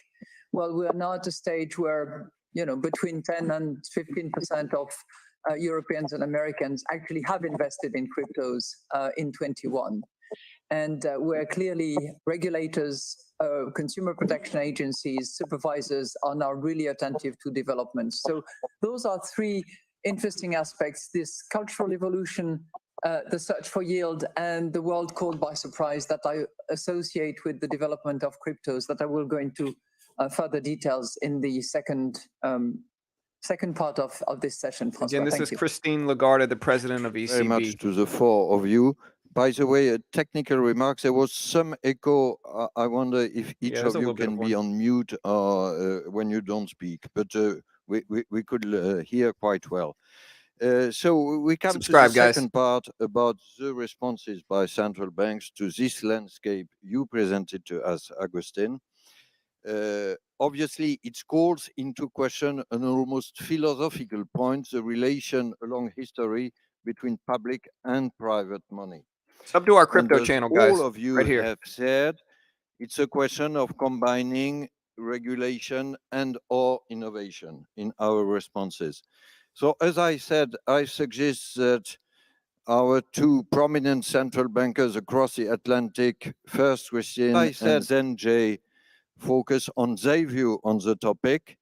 My understanding, and I say it with a smile, that Christine, you intend to focus perhaps a bit more on innovation and CBDC, and then Jay, you intend perhaps to focus a bit more on regulation.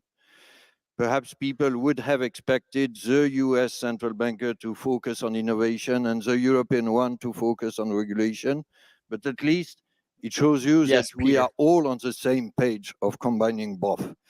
And Christine, if you agree, you start. All right. Okay. Again, this is Well, Christine thank Lagarde, you so much, ECB François. president. And very briefly, by way of introduction, the way it was, the disruption, and what we need to do, we central bankers, to stay ahead of the curve and be in the game. So the way it was and the way it is, in a way, is what you just alluded to, François. It's this combination of public and private money. Public money being the matter for central banks, either cash for individuals or central bank deposits for banks, and private money, where commercial banks were the main player, making up around 85% of M1, and being innovative with new forms of payment, from giro payments to cards to any other things. And both of those, public and private money, actually complemented each other quite nicely. Then came the disruptors, and I could not agree more with Ravi about the distinction that we have to make when we analyze Thoughts, guys? the way forward and the regulatory framework, where we have to distinguish between the crypto assets, the traditional Bitcoins, Ether of this world, and the stable coins. And where I totally agree with Ravi that the crypto assets, not currencies, but the crypto assets are obviously pure speculative assets. And I think that the movement that we have seen in the last 12 months is clear indication of the fact that it is indeed a speculative assets, and certainly not a means of payment, not a very stable store of value. That's one aspect. The second aspect, which is more promising, and I also agree with Ravi on that, is the whole sector of the stable coins, which only represent about 10% of the entire crypto universe. So it's very minimal for the moment, but it is promising as long as we don't have players that abuse the system, that pretend that they have liquid assets to back their stable coins, or that it's one for one, when in fact it is not one for one, and Terra is followed by Luna bankruptcy. So that is possibly disruptive, but it is, for the moment, as I said, only 10% of this crypto universe that we are talking about. But it has created, and it has probably accelerated, the desire for more innovative ways of paying, more innovative ways of transacting. And as a result, digital payments are clearly in high demand. And this is more so in some countries, less so in others. Just to give you an example from Europe, in Sweden, for instance, there is virtually no cash transactions anymore because cash is not there. Whereas currently in Austria, there is a referendum to defeat a proposed regulation to request that payments be not in cash above 10,000 euros. Well, in Austria, they would like to be able to continue to pay more than 10,000 payments in cash. So there is great heterogeneity in the request, but we can see in the surveys that we have conducted that there is clearly an aspiration, a desire for digital payments, much more so than it was in the past, and this is growing. We are now, in the surveys that we've conducted across the 19 members of the euro area, we have more than 50% of the respondents who say, we want digital payments. Well, less use of cash, demand for secure and riskless payments. Where do we stand? We central bankers, we have been operating as a monetary anchor in relation to the commercial banks and the private money. If we are not in that game, if we are not involved in experimenting, in innovating in terms of digital central bank money, we risk losing the role of anchor that we have played for many, many decades.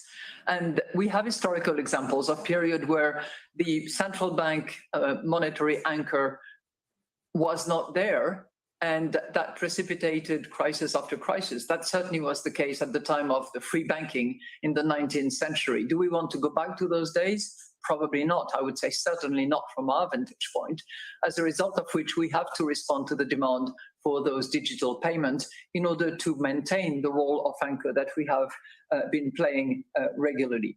So what have we done here in Europe and with the whole euro system, including all the central banks that are members, including notably the Banque de France, which has been very active, but also Banca d'Italia, Bundesbanks, and a few others, but certainly all around the ECB.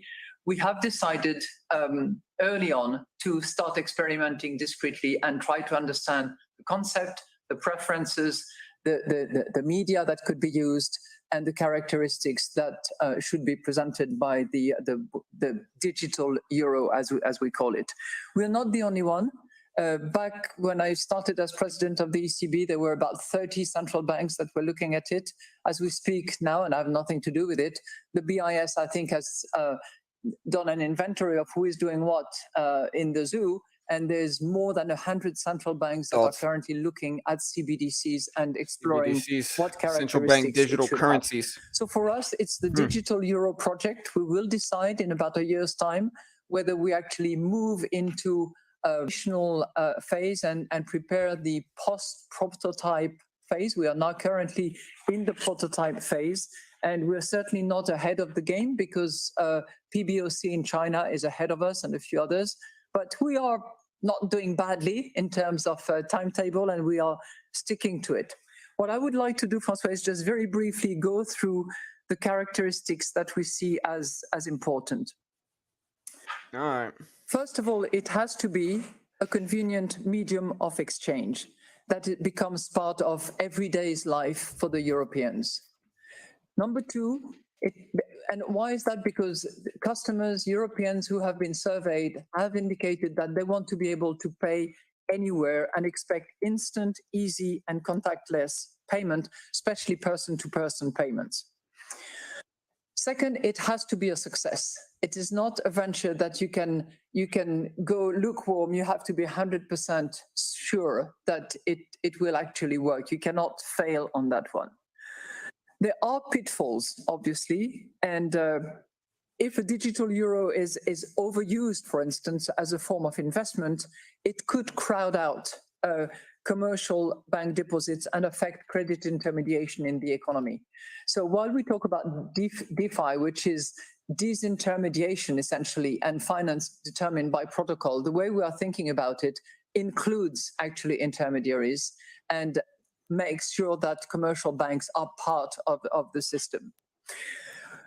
We also believe that there should be well-designed safeguards that either would include limitations to the holdings or would include a sophisticated tiering system in terms of remuneration in order to prevent that the digital euro become a very attractive investment more than a mean of payment. We want appropriate pricing and distribution via payment service providers, because as I said, it's not something that would be done in abstracto without the intermediation of the commercial banks or other private parties, actually.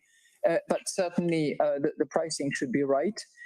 And all of that is intended for the retail segment of the digital euro, which doesn't mean to say that it would exclude, quite to the contrary, actually, a wholesale settlement infrastructures that is often referred to as the wholesale CBDCs. Actually, that in a way exists already, although in maybe a preliminary and not sophisticated enough form.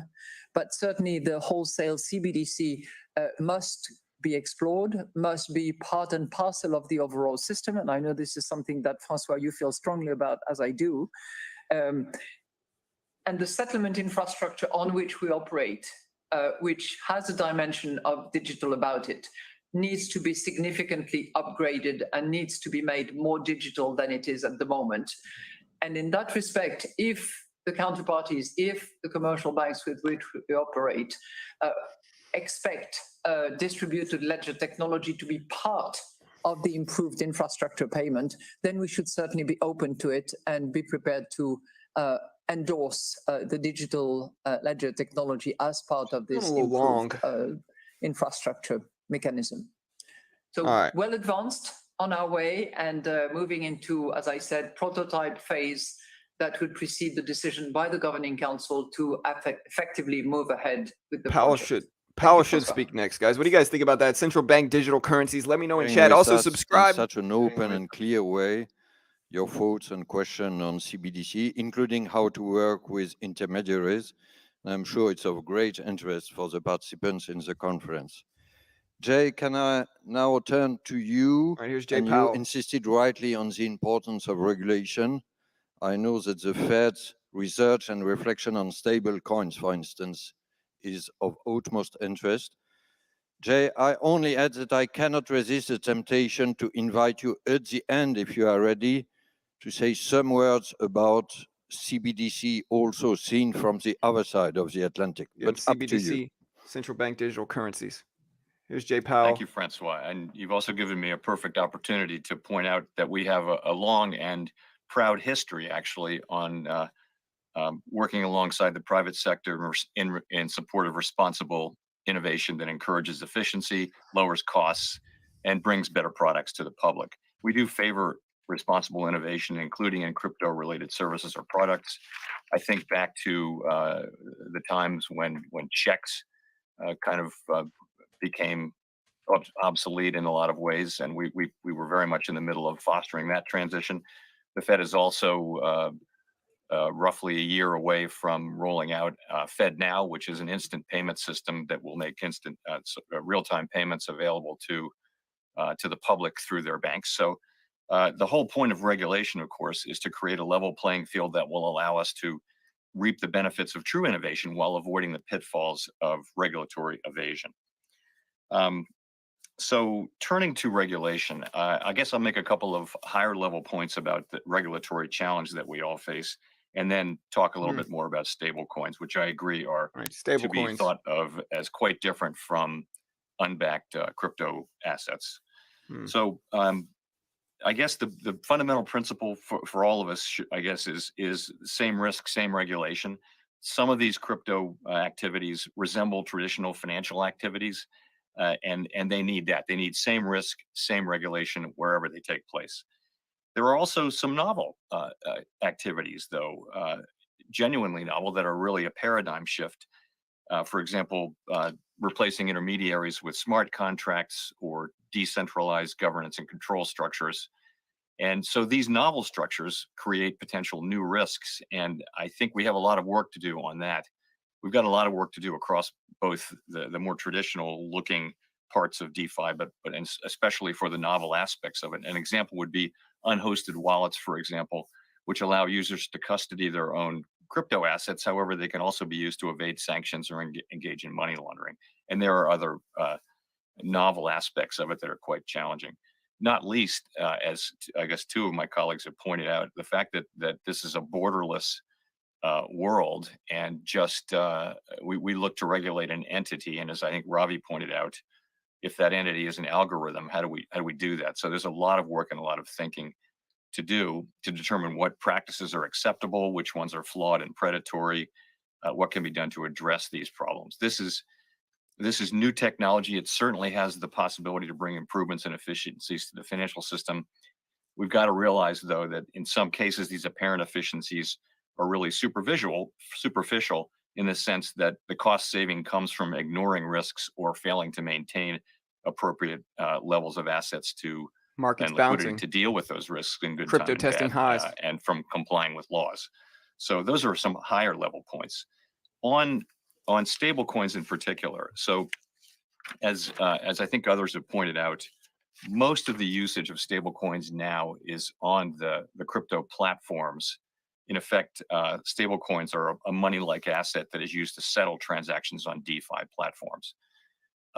But many stablecoin issuers are talking about it, and there's a great deal of interest, I think, everywhere among potential stablecoin issuers to reach the general public more broadly, including retail payments and that sort of thing. And I think so. That's really what our main focus here, from a regulatory standpoint, is should stablecoins be used in that way, much more broadly, much more public-facing, away from the crypto platforms? What's the appropriate regulatory structure? And we have a group of U.S. regulatory agencies under the leadership of the Treasury Department put together a proposal that, or an analysis and a proposal, and we encourage Congress to pass legislation, which we think is needed for this kind of stablecoins. I'm happy to say that the House Financial Services Committee here in the United States is working on a bipartisan bill. And that's a very constructive enterprise. I will say that from the standpoint of the Fed, the central bank, we think that the central bank is and will always be the main source of trust behind money. Stable coins essentially borrow that trust from the underlying issuer, and in many cases these are dollar stable coins, so they're really borrowing that trust. These are private forms of money. They will be subject to runs if the assets, if their reserves are not full of very high quality assets. So there's a regulatory job to be done there. We also think if you're going to have private money created across the country, really there needs to be a federal role. I would liken it to what happens with the dual banking system here, where there's a very important role for state regulators, but there's also a role for any commercial bank in the United States. There's also a role in licensing that bank to operate at the Fed or another federal agency. And in the case of this, which is money creation, we think it really should be the Fed that does play that role.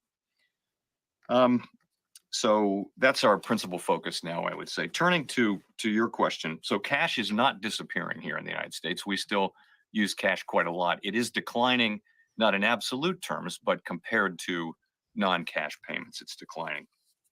And we're motivated by really what Christine was saying, to look very carefully at the potential costs and benefits of issuing a central bank digital currency here in the United States.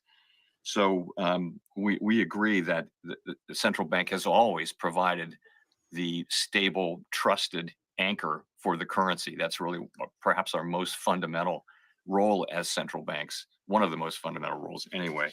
So we're looking at it very carefully. We're evaluating both the policy issues and the technology issues, and we're doing that with a very broad scope. We have not decided to proceed, and we don't see ourselves as making that decision for some time. We see ourselves as working in collaboration with both Congress, of course, but also with the executive branch, which brings expertise to many of the issues that we have to deal with here. And at the end of the day, we will need approval from both the executive branch and Congress to move ahead with a central bank digital currency. So we see this as a process of at least a couple of years where we're doing work and building public confidence in our analysis and in our ultimate conclusions, which, as I say, we certainly haven't reached yet. I guess I would just say that's where we are. We've got a lot of work to do. There are many more things to say, Francois, but Jimmy. I'll stop there. Thoughts, guys? What do you guys think? Markets are pumping up, testing highs. SPY pulled back a little bit. This is just in my a view about random order. central bank Bitcoin money, trust, and stable testing highs coins as well. were very enlightening. Subscribe, Do you guys. allow me one further question, Jay? Listening to you, I was thinking that perhaps dollar-based stable coins are not that different from MMF, money market funds. Would you agree with this parallel? And could it mean that their regulation should not be that different from the regulation of MMF? Should stablecoins be regulated like I money think, market Francois, funds? that's a very reasonable observation. If you think about, and these are not the stable coins that are being used on the crypto platforms. This is a world in which stable coins are being offered more to the general public. So they have aspects of bank deposits. You could say they have aspects of money market funds, and of course, both of those are very substantially regulated.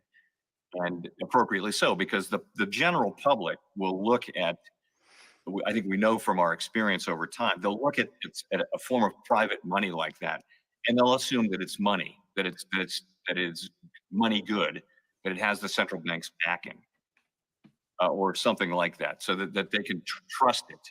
And we just need to make sure that if the public is going to be facing and dealing with stable coins, that carry that implication, that the reality is there, and I guess Ravi mentioned the reserves. The reserves need to be transparent, publicly, transparent to the public, and they need to consist of the kind of, credit assets that will always be there when there's a need to fund withdrawals, because otherwise the structure will be run-proof. And we saw that in the last few months, in a couple of cases where stablecoins were not able to handle the withdrawals. And we saw it regularly with money market funds in the last two financial crises. In both of those cases, some of the money market funds were not able to, or really struggled to keep up, and the Fed had to step in and provide liquidity to that part of the market. So again, that's another form of private money, and we think it needs appropriate regulation. Thoughts, guys? Hit that subscribe button. Thank you. I now turn back to our two panelists, first Ravi and then Agustin, with at least two questions, but you are free as long as you remain brief, but you will be. Yeah, be quick. First, Hurry up. about the regulation of the various animals, Ravi, you mentioned, including stable coins, looking at what Jay just said. And second, on the innovation side and CBDC, how do you see the respective importance of retail/wholesale CBDC? Because this is a debate Christine touched upon, but which, in my guess, could be rising in the next years. Ravi first. This is Ravi Menon, the Managing Director of the Monetary Authority of Singapore. Thanks, Francois. Let me try to address those questions Big crypto bear. in three buckets. The first bucket goes back to a point that you raised earlier between public and private money. So I want to first say, what is it about the crypto phenomenon that has changed that thinking?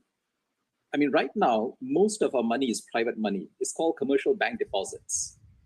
And it works because it is anchored on public money, central bank issued money, the monetary base.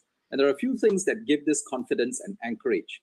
One, regulation and supervision, capital requirements that protects the asset side of the balance sheet of banks, liquidity ratios, and a whole range of prudential things that prevent or try to minimize risk to banks. Second, the central bank stands as lender of last resort.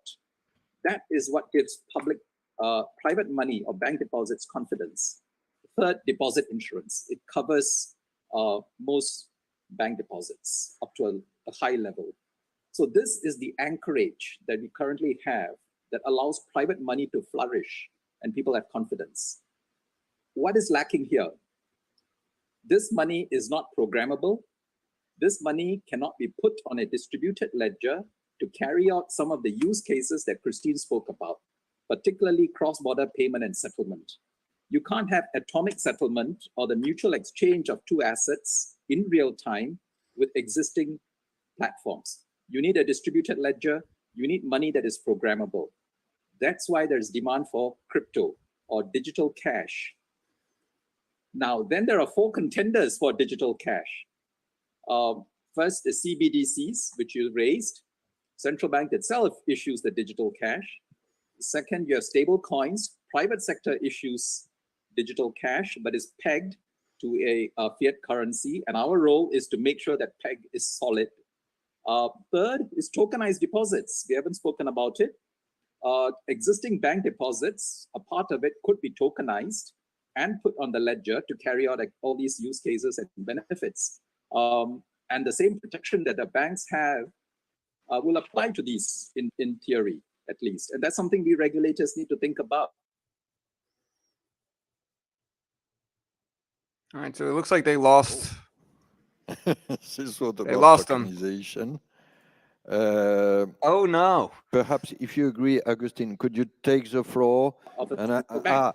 Ravi, you have you And back so I in want to Paris, just touch which on is good stable news. coins and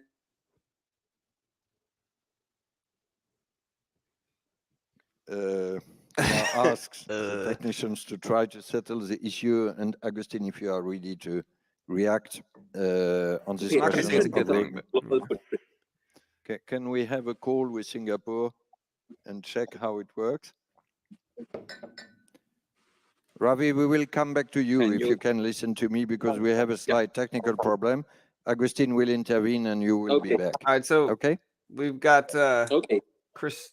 We got Augustine there are Carstens, many General Manager of dimensions. BIS. One that we need to work it out is the coordination to try to tackle the issue of borderless crypto and in a way like Good day at lack school, of buddy. the ability to identify which Love you, man. entities are doing what. Thank you, buddy. Now, given said that, I think that we should not completely sacrifice to think about regulation both through activity-based regulation and entity-based regulation. There are many entities in a DeFi, in the crypto world, that can be identified. For example, who establishes the rules of the algorithms? Who takes the decisions about stable coins? Those are centralized entities. As a matter of fact, what we have said in the BIS, there is an illusion of the decentralization. At the end of the day, they are quite well identified central players that can be regulated, and I think we should move in that direction. I also think that we should have the ability to question the universal application of same activity, same risk, same regulation. For example, a repo done for DeFi purposes by an exchange that doesn't have limits on capitalization, doesn't have liquidity rules, doesn't have leverage rules. They can do repo ad infinitum, without supervision of the collateral that is involved in a repo. Is a repo done in the DeFi context the same as a repo done in the banking system? For me, it's a very different animal. Therefore, I think we should have that flexibility. So big challenges there, and I think they're very, very important. And as a matter of fact, I fully support the view that Christine mentioned at the beginning, at the outset of her intervention. Search for yield, the blow of search for yield was a huge contributor, not the only one, as I said, for the deflation of the crypto world, but had to do a lot with the quasi-Ponzi scheme that was going on because of lack of regulation and abuse of figures like repos. So I think we need to have that nimbleness to do all this. Now, in terms of CBDCs, I think what Jay and Christine has said is precise. I don't have much to add, but I would build a little bit more in the direction of where Ravi was going, and that is, I think CBDC can really become programmable and can facilitate the incorporation into more traditional type of transactions of many of the ideas behind DeFi, like programmability and so on and so forth. So I think that the nimbleness that, for example, stable coins bring to the table should be provided by CBDC. And as a matter of fact, it shouldn't be that difficult. What does stablecoin mean? Stablecoin means it's a digital asset that doesn't have value in itself, and it has to import its value from trusted money issued by central banks. So, but if we have already trusted money, why do we need to export that value to another currency? Well, let's just present that money with the adequate technological representation that would allow for innovation and evolution of the payment systems and the financial system in the way it is being pursued through DeFi. Durable goods orders drop in about 1 Agustin, minute. We're going to cover I it here. push the question ready. on wholesale versus retail CBDC. If I was to be provocative, I would say that the BIS Innovation Hub, to my knowledge, is mainly focused on wholesale CBDC. Do you believe in retail CBDC? Market's pulling back. Yes or no? Do you I think believe it's in a public choice. I think my basic point is it needs to prove its value. But one thing that we as central bankers, at least that's my opinion, personal opinion, cannot afford is if the public wants a central 30 bank seconds? issued money for retail, we should be ready to provide it. I mean, if the society demands that, we should be able to provide it. I think we should do the work. If people do not want it, well, that's fine. But if people really want it, I think it behooves us to be ready. Thank you. All right, guys. Ravi, It's we coming will out right turn now. back to Singapore. Sorry for this technical problem we have. By the way, I turn to the organizers. We will perhaps have 3 to 5 minutes at the end from 1 or 2 questions from the audience. So we will All right, see guys, if it's there's possible, 8:30. but if you Durable have good orders questions, should drop don't anytime hesitate. now. Ravi, you are back. We're going to cover it pretty quickly here. Durable goods orders do come Thanks, out. Francois. I'll just Waiting for them to pick update. up from where Augustine left off. I'm a bigger fan of wholesale CBDCs than retail CBDCs. All right, so here's the data. As I said earlier, the critical problems we're trying to solve can be solved by programmable money in the form of private stable coins, tokenized deposits, or wholesale CBDCs. And I think the future landscape will have all three in play. And I think that's not a bad landscape, provided we can regulate stable coins well. And the other two, will follow suit. Retail CBDCs, I think, is a public Market choice. bouncing. It's not required to solve any specific problem of the kind we're discussing, whether it's trade finance, cross-border payment settlement, post and pre-trade capital market activities.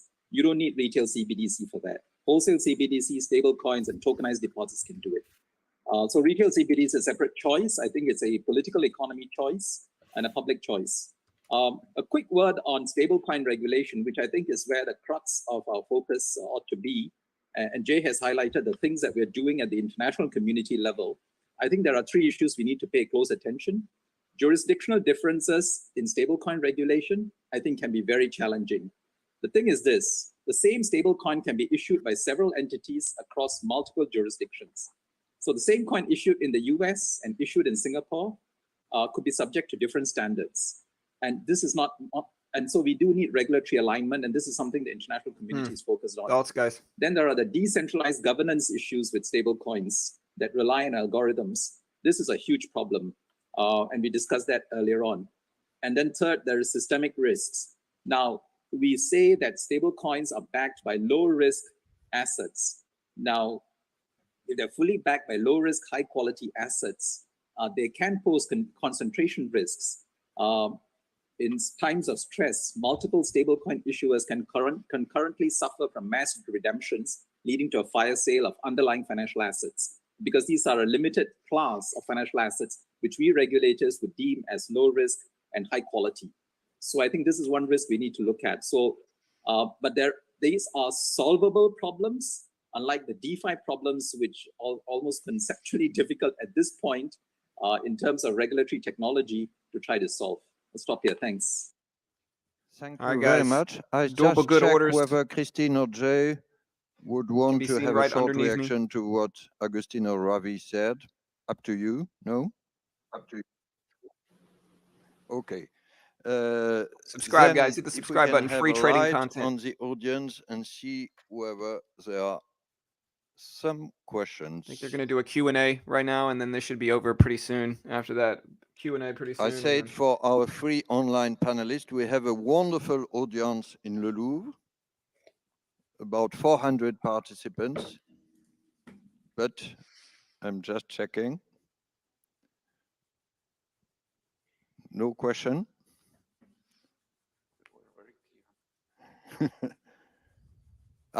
Apparently there is Everybody's one scared to question, but talk. do you have a mic? Dude, no, they don't have a mic, bro. What do you know? Here? I think they got a mic in their pocket, bro. Come on now. Hit the subscribe button, guys. What do you guys think about this? Good or bad for crypto? It will come. Good or bad for stable coins? Good or bad for CBDCs? If you just are let us ready know. to introduce yourself and put your question briefly, thank you very much. Bonjour, David Durouchou, Société Générale Forge. My question is related to the anonymity of the coins that we are dealing Anonymity with. of Cryptocurrency are bearing a lot of anonymity, and probably it is the reason why a lot of people are using them. Would CBDC bear the same anonymity, and how do you manage it in the future? Would central bank digital currency bear the same type of anonymity as normal cryptocurrencies? By the way, you use the word cryptocurrencies, which was no, they don't like that the word. best way to stimulate the 5 central bankers who are here. But I don't know who Market's would pumping up jump on the durable question. good orders. Jay Powell. Do it, Jay? Jay Powell. Yeah, there you go. Hey, Jay Powell, ladies and gentlemen. Sure. I'll just say briefly, Francois, that we haven't made, as you know, decisions to proceed or not, but we issued a discussion paper in January of this year, and we said that we think that there are 4 characteristics of, if we were to pursue a CBDC, it would at a minimum have the following 4 characteristics. First is intermediated. Second is privacy protected. The third is identity verified. So it would not be anonymous. It would not be an anonymous bearer instrument. No anonymity and fourth here. is transferable or interoperable. So we would be looking to balance privacy protection with identity verification, which has to be done, of course, in today's traditional banking system as well. All right. Thank you very much for this answer. All right, guys. So I think that's about it. They're on the Q&A part. We're going to go ahead and finish this here and get ready to trade here, guys. We got less than an hour before the market opens. If you're just now joining us, we day trade, swing trade, and invest every single weekday morning right here on YouTube. We don't sell anything. We don't charge anything. Hit the subscribe button if you have not already. Hit the notification bell. We certainly appreciate it. And yeah, listen, we cover all the major Fed meetings, all the major Jay Powell speeches, all the major economic releases, whether it's jobless claims, retail sales, durable goods orders just dropped, came in a little bit better than expected. You could actually see the market start to pump up after these durable good order numbers came out. They came in at -0.2 versus -0.4% expected. Core orders came in at -0.9. So a little bit better than expected. You can see markets actually start to pump here. Here's Bitcoin on the far right. You can see Tesla in the middle. And we're starting to get some movement here. Also, shout out to our sponsors here. Check out Top Step. Top Step is a funded account program for futures. Futures market has no PDT restrictions, guys. So you can trade futures with no PDT. This is me this month on Top Step. I'm trying to get funded. What they do is they give you a demo. If you can hit the target on their demo while following their rules and conditions, and they fund you between $50,000 up to $150,000 with a 90% split. They're regulated in the US. They pay out millions every year. They fund thousands of traders a year. And again, there's no PDT rule in there's no PDT rule in futures. And so you can day trade as much as you want, instant settlement with margin accounts. And yeah, really interesting way to get around the PDT rule. They are a sponsor of our video, but honestly, just super useful because a lot of people try to trade a cash account or whatever. But again, you can see Top Step regulated by the Chicago Mercantile Exchange. In 21, they paid out millions of dollars. They funded almost 9,000 traders. 97% of traders said it helped their trading, and 143 countries were represented there. So again, if you want 20% off of Top Step, a great way to help support the channel, here is the link. You can check them out. Great way to help support the channel. Link is in the description. You can get 20% off. Yeah, you can request custom risk parameters with TopStep as well. And again, we've been going pretty well. This is my graph. It's pulled directly from TopStep. And we're going to trade the opening bell. We trade a 30,000, 120K account on Thinkorswim as well. So we don't just trade here. We also trade a real account with 120,000 in buying power, about 30K. You can see yesterday we did pretty solid, small little green day of about $200. Last 7 days of trading, we've done pretty well. And then the entire month of trading so far, we're up about $1,700 gross. And again, this is pulled directly from the platform, so I can't fake this if I want to. And yeah, y'all check it out. We also have the link in the description for that also. Another one of our other sponsors here, guys, is you could check out hold on one second. All right, let me pull this up and show you guys exactly what you can check out here. Hold on one second. Let me make sure. There we go.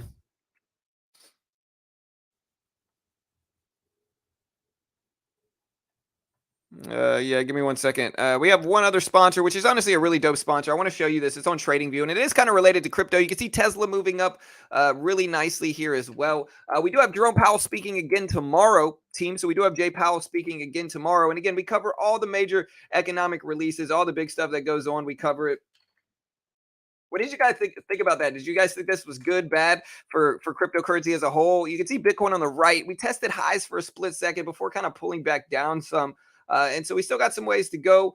But yeah, team. So I want you guys to check out Chart Prime here. If you pull up TradingView, Chart Prime is really, really interesting because what Chart Prime allows you to do, let me pull up like Bitcoin, for instance, just so you can see it on used with like Bitcoin. Here's BTC.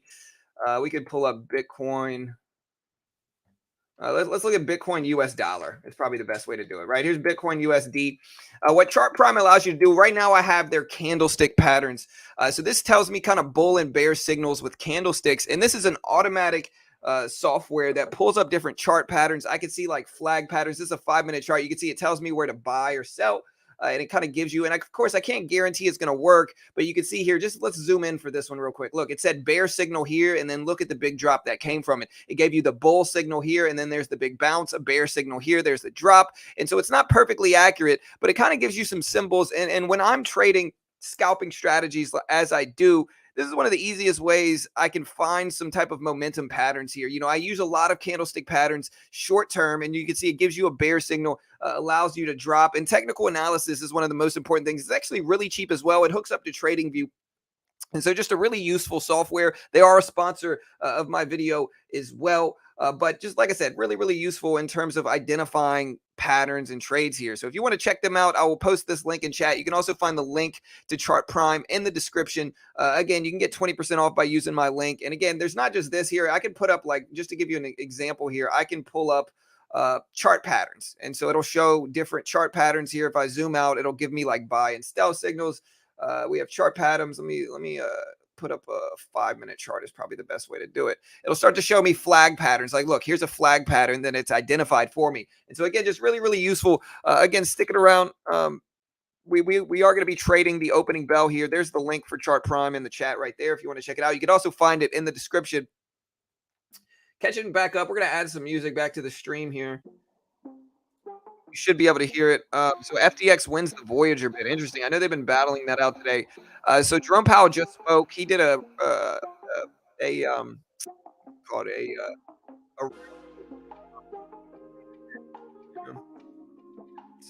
spoke on the tokenization of digital finance here. And so again, what I read is that most of those people were mostly bearish on crypto. So most of those people were actually bearish on crypto, you know, unfortunately, but they were somewhat bullish on stable coins, and they definitely like the central bank digital currency ideas. So, you know, we'll see what we get moving forward, but hopefully we get some favorable stuff in the crypto world. We're actually testing highs in crypto here too. So if you look at Bitcoin, we're up to over 20K. We've gone up over $1,000 over the last few minutes. So that's good to see. Hopefully we get some more bullish action. We do have some other stuff dropping today in terms of, we have the house price index coming out for July. That's coming out in about 18 minutes. We got the red book coming out in 13 minutes at 8:55. We have the red book dropping. So, be ready for that too. Let's put this stuff up. So we're going to cover that news as soon as it drops as well. And again, hit the subscribe button. We got a ton of new subs today after the J Powell conference. Tesla moving up a little bit. We got durable good orders. We got a house price index. Case Shiller, I believe, is coming out today too.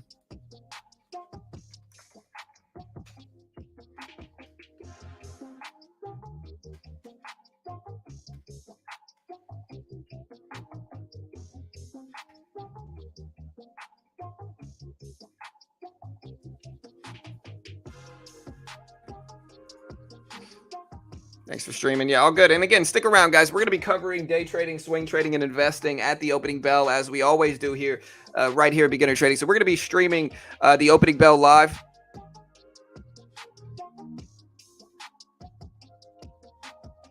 Yeah, well, most traders lose money. You know what I mean? So, I mean, that's an understandable thing. Again, I think you got to look at Top Step like this, right? You really have to look at it like this.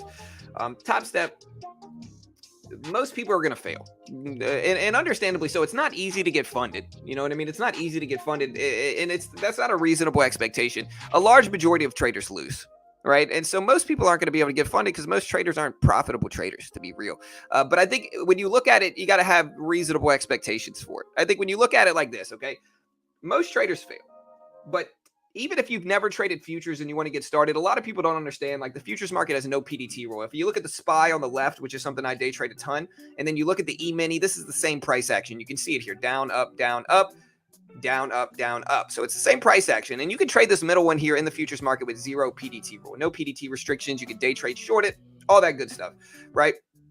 And the futures market has no PDT rule. And so if you want to learn futures, Top Step, $160 for the first month, $165 for the 50K package, minus 20% off if you use my link. It's 130 something bucks, and it's going to give you rules to follow. It's going to give you some pressure to succeed, but not the full extent of pressure that you're going to get with a real account. It's a lot cheaper to try Top Step out, 100 something bucks a month, than put up thousands and thousands of dollars yourself and risk that as your first futures account. And so I think it's a really good middle ground for traders who don't want to risk putting up $10,000 plus in the futures market, but they don't want to demo or paper trade. So they want to kind of get a middle ground where it's some pressure, but not the full extent. And I think it's going to make people better traders here. Like, if we look at my results, again, we've been trading this for about a week now on Top Step. So about a week, we've been trading the Top Step 150K combine.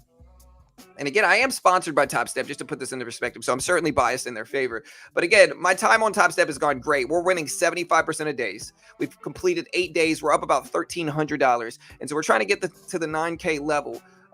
And again, this is our profit graph. So the first day we made 212. Next day we lost 67. Next day we made 380. Next day we made 296. Next day we lost 190. Next day we made 263. Next day we made 258. Next day we made 138 yesterday. And so again, you can see my graph here. We're going pretty well. Like, it's going pretty well. Can I guarantee you're going to get funded? Of course not. But this is my graph pulled directly from my platform.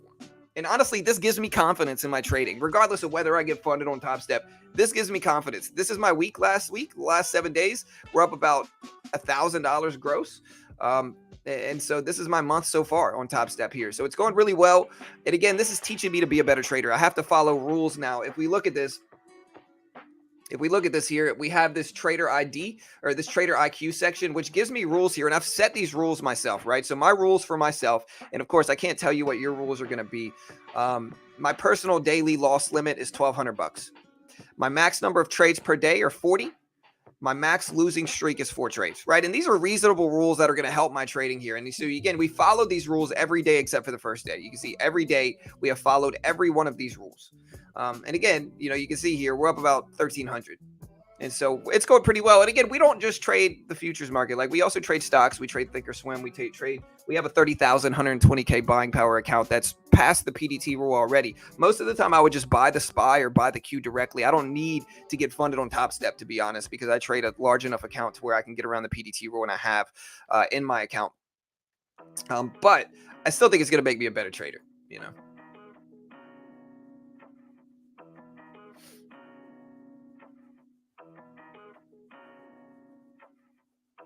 I'm on step 2 of Top Step. Hey, nice, Billy. Hey, good luck, brother. And let's do this, guys. Hopefully we get some good action here. It's been a fun day. Yeah, 100% I print money. I think it's just a great, and if you want to check it out, guys, again, they're sponsored They are a sponsor of ours, and so I'm certainly biased in their favor. But I'm always trying to be transparent about that. But if you want to check them out, check out the link in the description, and you can also see the link pinned to the top of the chat if you want more info on that. But again, guys, we are going to be streaming at the opening bell live as we do here. Should be fun. Again, in about 8 minutes, we have the house price index dropping, or we have the red book.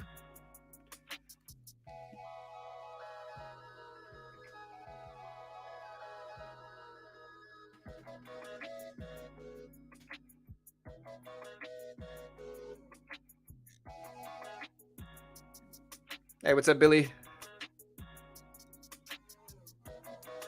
Yeah, for sure, smiling right. But again, I mean, people don't understand. A lot of people are like, "Hey, how do you get around the PDT rule?" The futures market is how you get around the PDT rule. That's really how the way you get around the PDT. You know.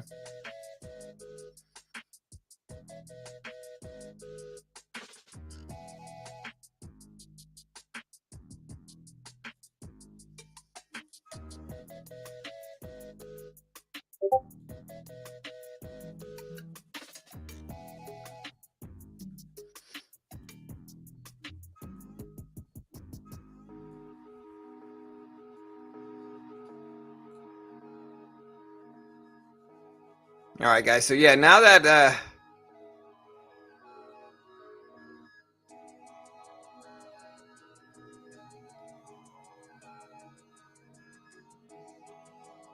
now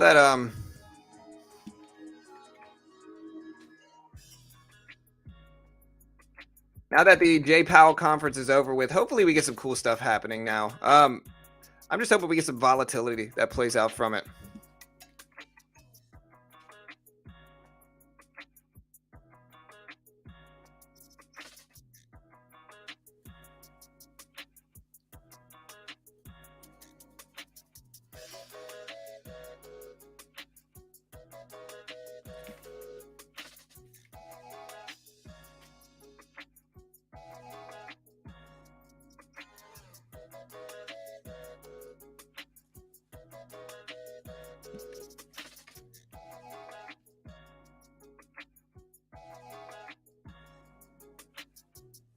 All right, guys, market's testing high, though, here. Bitcoin just broke over that level. It's at 20.4K, right around 20.4K. SPY rip it up here. E-mini rip it up as well. So we do have some good volatility showing up now.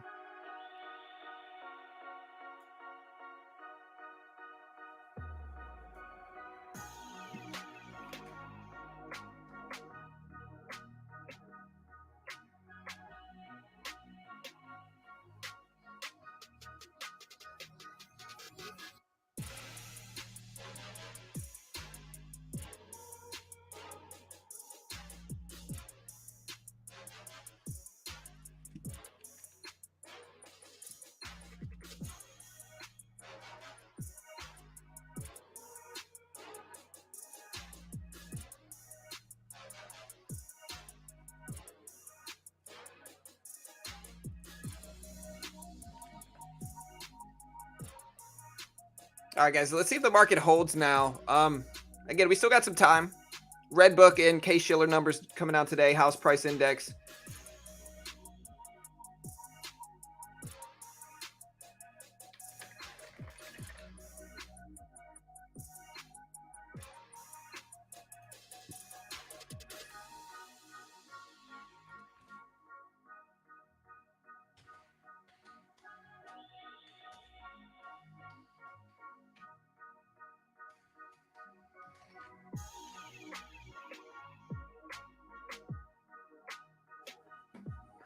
Turnaround Tuesday. Yeah, hey, we've been doing pretty well. Yeah, Jerome Powell spoke already. They're doing a conference that happened today.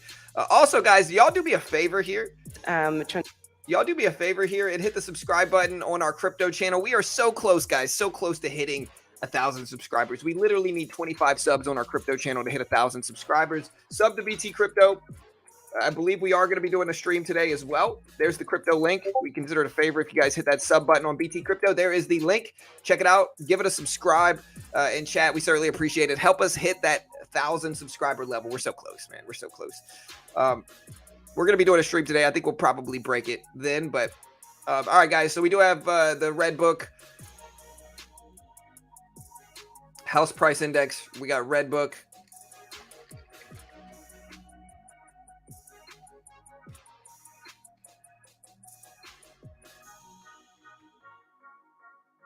Dropping today also. Yeah, so we have Case Shiller home price index coming out too at 9 a.m. And so in about 7 minutes, we have the Redbook dropping in about 2 minutes here. So we do have that data coming out right now.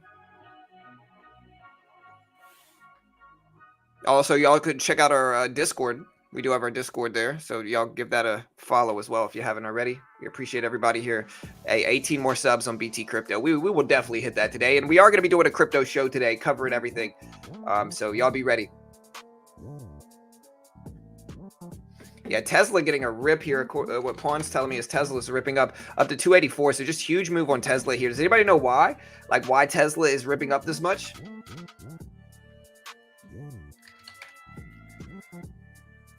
So Elon Musk's Twitter case deposition is delayed. FTX US goes shopping, and Spotify analyst sees audiobooks immaterial. So again, Elon and Twitter lawsuit has been delayed according to several reports. I think that's what's causing Twitter to or Tesla to rip up, is just that the lawsuit was delayed. Musk is now going to be deposed on an unspecified future date, according to court filings. It was originally scheduled to start Monday, but that got pushed back. And so again, Tesla trial with Twitter is delayed, or Elon trial with Twitter is delayed. And so now Tesla has been ripping up over the last couple minutes here, in the last 10 minutes or so since this was announced, pulling back a little bit now. Market's starting to pull back some too. Bitcoin just rejected right around that high at 20.4 thousand. And again, we'll see if we move back up here, team. Oil is up some today as well.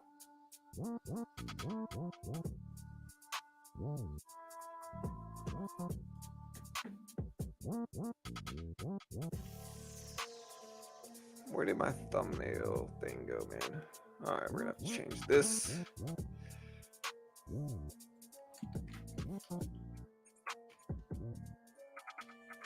But yeah, what did y'all think about that conference, man? It was interesting. I mean, we had a lot more to go. We could have streamed the whole thing, but we're just gonna sit back and chill now and wait.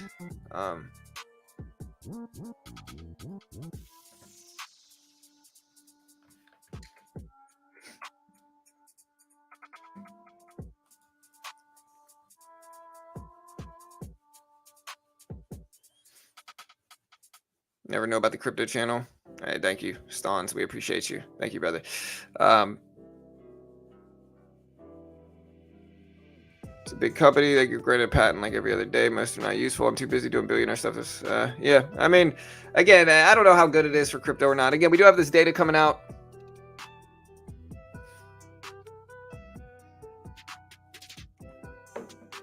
Again, we have the Redbook data that should be out now. Let's see what it is.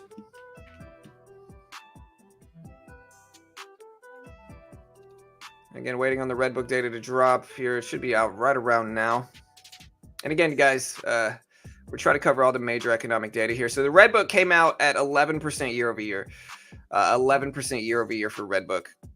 The Redbook index is a sales weighted of year-over-year same-store sales growth and a sample of large U.S. general merchandise retailers representing about 9,000 stores. Higher than expected numbers should be taken as a positive to the U.S. dollar, but a positive to the U.S. dollar right now might be a negative in terms of inflationary pressures. So again, 11% for the Redbook year-over-year, 11%.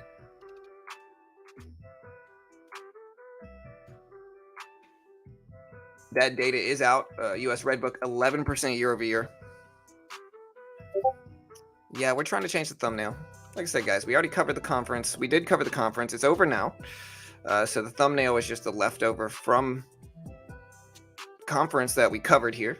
So, yeah, I mean, we'll cover it now to... You guys, if you want to rewind and watch it, you're more than welcome to. The stream still has it up there, so it's not like we're lying to people. We just already covered it. It just finished. So we're changing the thumbnail now, but yeah.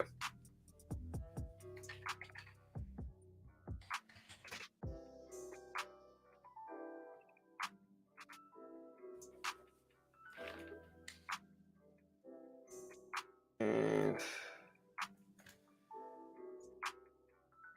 see if we keep this growth up, guys. We're going to go ahead and change the thumbnail back.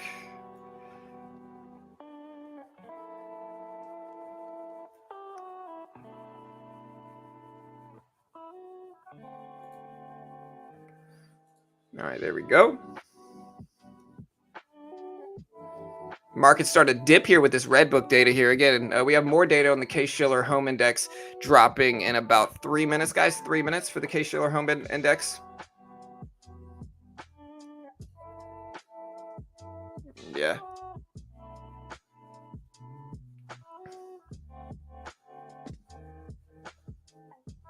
Yeah, you know how it goes.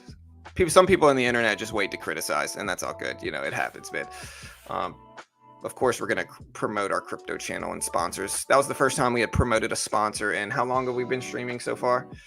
We've been streaming for how long now? Hours.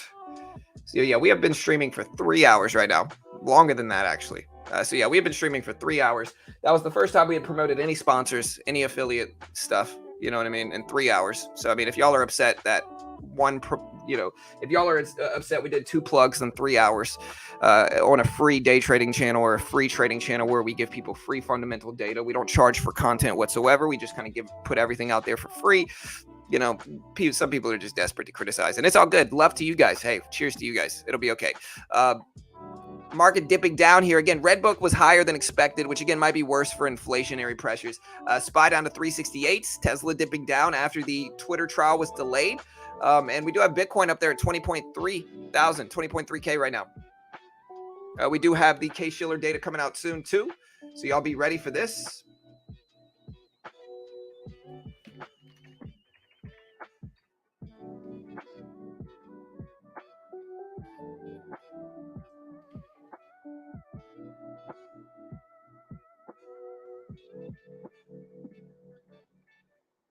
Yeah, we're also going to change our description so people can see that this fundamental numbers are done.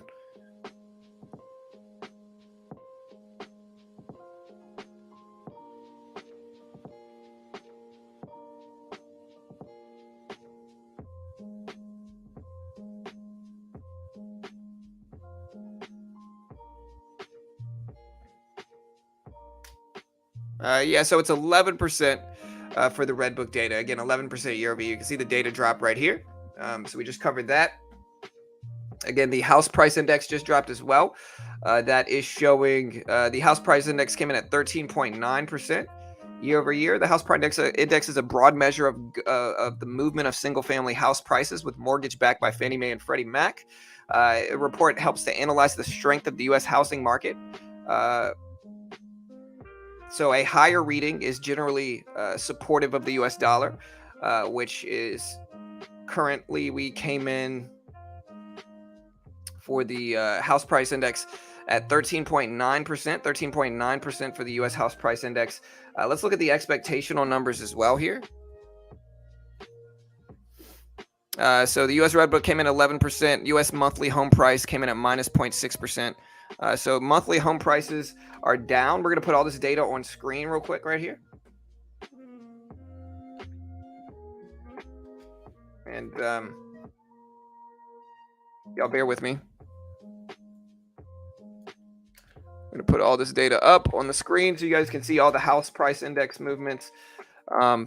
Case Shiller came in at minus 0.8% month over month for the NSA. Still working on some stuff here. Bear with me. We're going to put all this data up right now.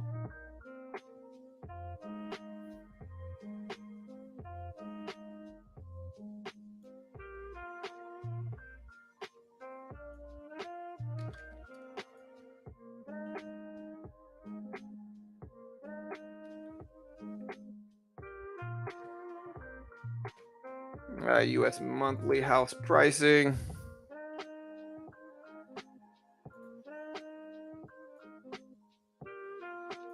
All right, guys, so here's the full data coming out about home pricing.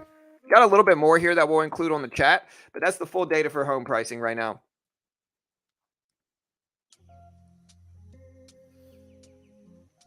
U.S. dollar is a 60% inverse correlation.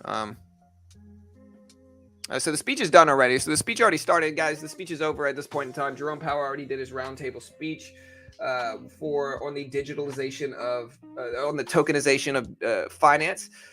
He already did that. That was already over. We covered that. It's done now. So we already streamed that. If you want to watch it, you can rewind the stream to when it started. It started at roughly 7:30 market time, So it started roughly an hour and a half ago. It finished up about 20 minutes ago. But that is over already. We did cover it though. So if you want to rewind to catch it, you guys always can. Hey, thank you, Toby. I appreciate you, brother. Thank you, man. But again, you can see the home pricing indexes here, all that stuff.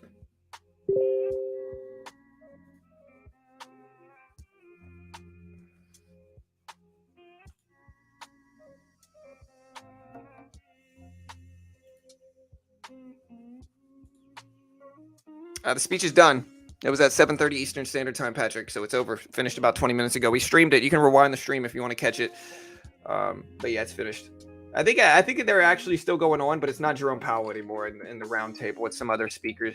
So I think, and a lot of people left after that. And so again, a lot of people finished it already. But if you guys want that link, I'll send you it. Here is the link right here if you want to check it out. But yeah, that's over already. But here's the speech.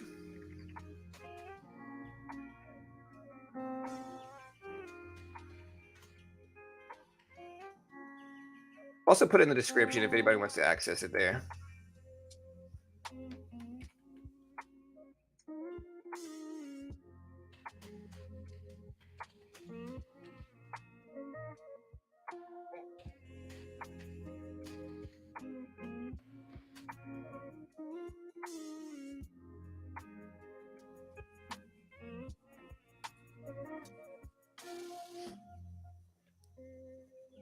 Why don't you trade ETH? I mean, I'm more of an investor in crypto than a short-term trader.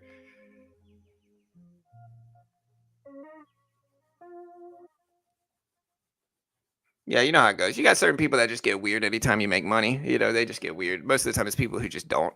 And so they get weird anytime somebody does. And so, again, everything we put out there is free. Like, we're just a resource and community for traders. So we don't charge for content. We don't sell a course or a service ourselves. We do promote. We do have sponsors and promote other stuff, of course. And that should be a normal, understandable thing, Anybody that has a problem with that is just not really being reasonable. They're more upset with their own life or whatever it is going on than being upset with me,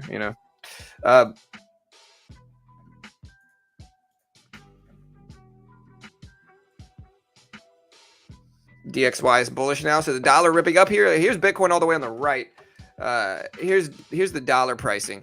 So again, dollar pricing is moving up. Again, I think the Case Shiller came in better than expected if we're looking at these numbers. So again, the Case Shiller came in a little bit lower than expected on the 20-year year-over-year. The Case Shiller 20 month-over-month came in a little bit worse than expected as well. Case Shiller 20 month-over-month came in at minus 0.8%. Monthly home pricing is down minus 0.6% month-over-month for U.S. monthly home pricing. U.S. monthly home pricing year-over-year is still up 13%. So less than last time, but still up.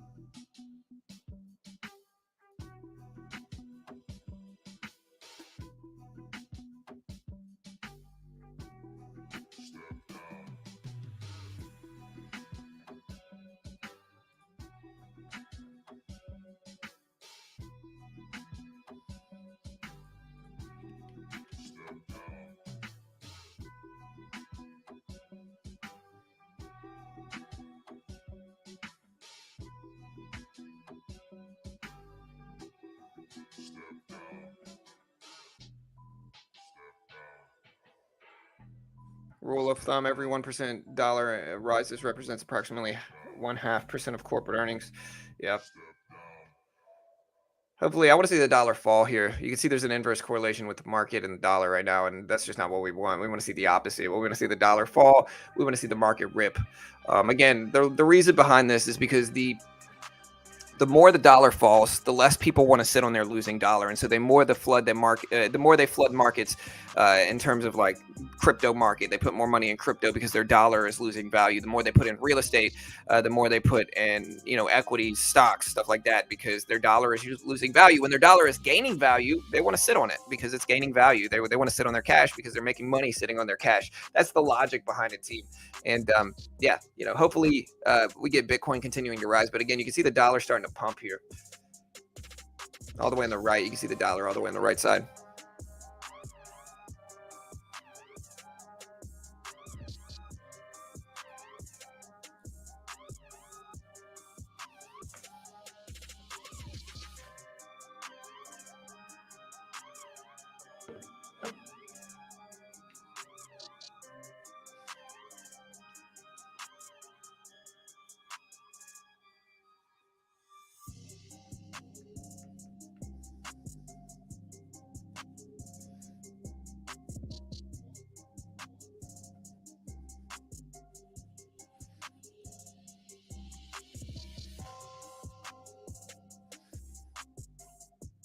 Bitcoin's starting to dump. Yeah, Bitcoin falling down a little bit. If we look all the way on the right side here.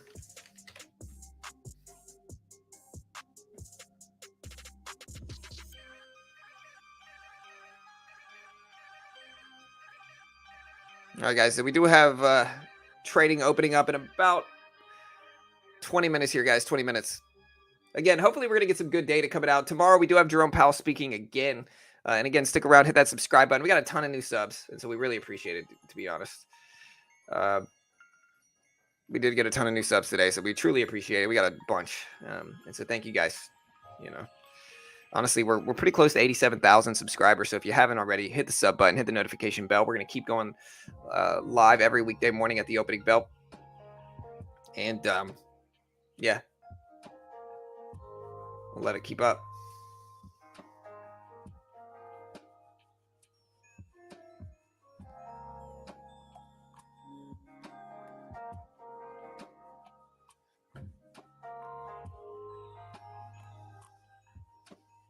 All right, market's starting to bounce back here. Bitcoin pulling back to VWAP right around 20K. That should be a pretty big support level. Tesla ramping up here. This is probably influencing the market positively. You can see the SPY starting to bounce there as well. So we're starting to get some good action. The opening bell is in 20 minutes, Patrick. So the market open, the stock market open, the biggest volatile part of the day in stocks and equities and futures is in about 20 minutes. We're going to stream it live, trade it live as we do.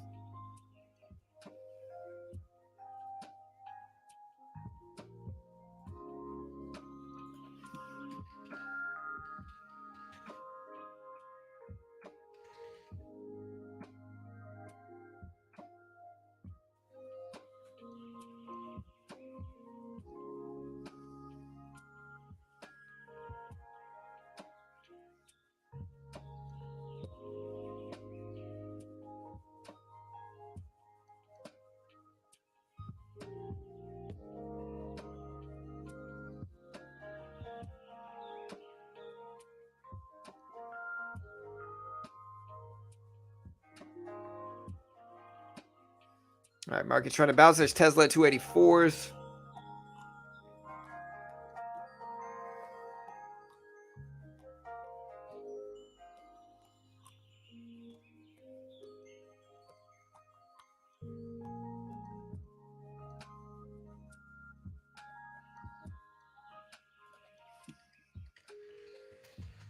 Again, let's see if this bounce can hold here.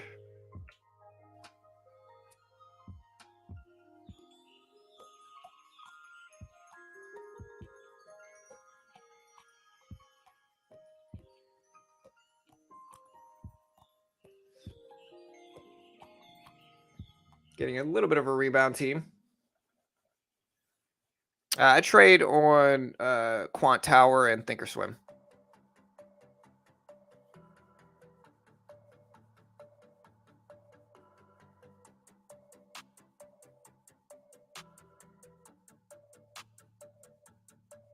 I got greedy yesterday and lost all my gains. So sad. That's why I'm the 30,001 best trader in the world. Hey, it happens, bro. One time I got knocked down to the 4th best trader in the world, and I was pretty upset about it. But I realized nobody can really take my spot. You know, we're top 3. You know, Warren Buffett, Bill Ackman, John from Beginner Trading. If that's not your list, you know, your list is wrong. Okay. Good morning to everybody here. Hopefully we'll have a good open today. It's a beautiful day in the stock market, and hopefully we get some positive action, volatility. Again, this is our graph so far, and so we're doing pretty well the last couple weeks. We're doing pretty well. Hopefully we get it to continue, of course, but we will see. Time will tell.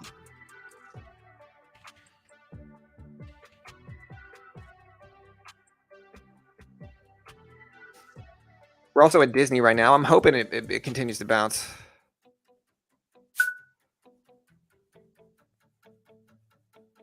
All right, well, good luck, Zubair. Again, it's not that nobody trusts you. I don't trust anybody on the internet because, I mean, let's be honest here. Y'all are just a bunch of random people on the internet. I don't want anybody to trust me either. Y'all don't copy me. I won't copy y'all. You know, I don't want anybody to copy me either. Y'all are just a bunch of randoms on the internet. You know, and so no offense to anybody there, but I'm not going to copy you. I hope you don't copy me. I'm just going to try to trade my edge as I do, and I hope you guys do the same. Good luck. I hope you guys are right. I hope you guys make money. I really do. So, yeah. You guys green or red so far this week, guys? Let me know.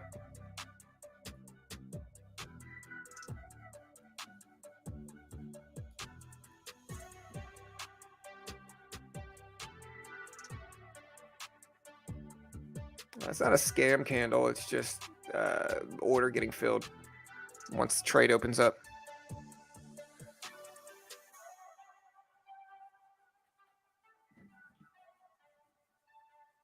We have BB earnings today. We do have BB earnings.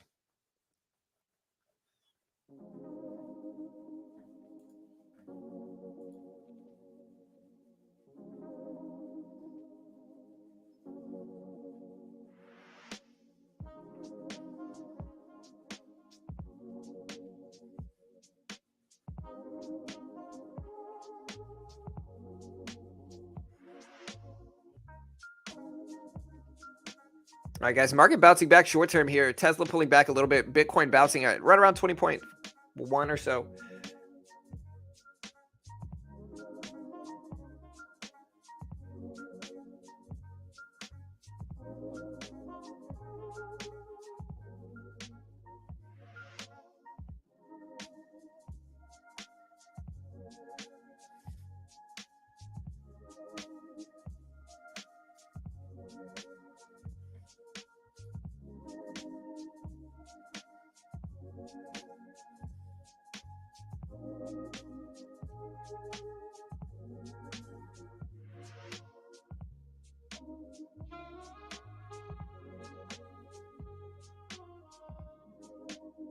All right, guys, bouncing back up a little bit. Bitcoin at 20.2s. We got 15 minutes, guys, 15 minutes until the market opens, team. Yeah, I'm in positions right now. I mean, I'm not, listen, what I try to do here, guys, this is what I genuinely try to do, is I don't claim to be an expert. I don't act like a guru. I don't put everything out. I just kind of put everything out there for free. I don't claim to be an expert. I don't, I'm not claiming to even be a great trader. We just kind of trade and we just create a free resource and community of traders, right? So, and I'm not saying that you said anything like that. I'm just saying, I'm just putting that out there because sometimes people, they see me on YouTube and they're like, oh, you know, like I'm not always right. I could be very easily wrong about everything. I'm in Disney right now. I've been kind of adding to Disney as these dips happen, kind of DCAing a little bit or just averaging it really. And so I am buying Disney, and my logic in this trade is that it's under $100. Disney has objective value, owns a lot of different of my favorite media companies and media brands like Star Wars, Marvel, ESPN. And so I think in that regard, they're diversified. They make $20 million a day from Disney World parks. Disney Plus is growing. And so I think in that regard, when Disney drops down to under $100, I'm going to start averaging in and buying that dip. Got a couple hundred shares. We'll see if it works. And yeah, wish me luck. I might just be flat out wrong, though, and maybe Disney just crashes down. Certainly a very possible thing. I hope not. But, you know, could happen, of course, and we'll see.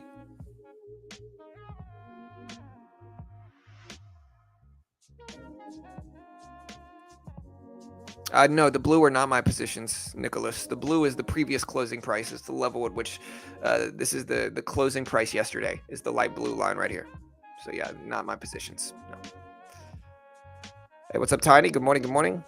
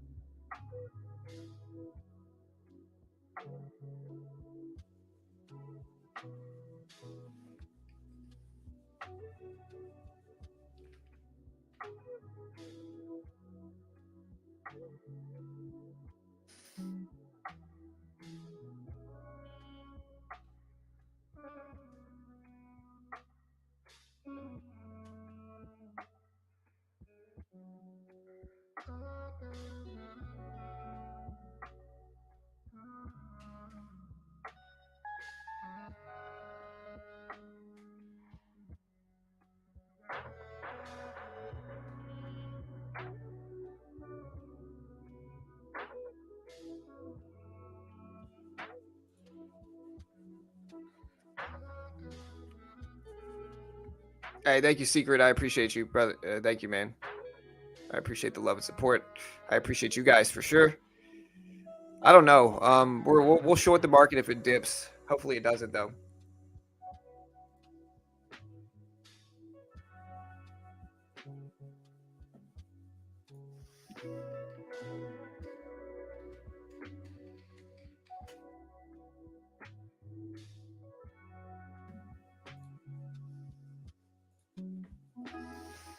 All right, guys, we got the E-mini here. I'm going to start pulling this up, getting ready to trade our ninth day in the market. And so, again, we have been doing pretty well. We have our graph going up nicely here. And we're going to see if we can keep it up today again.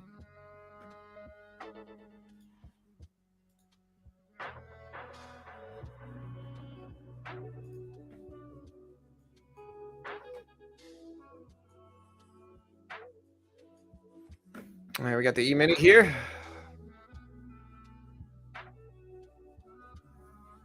I think this is the most accurate one I have to the SPY.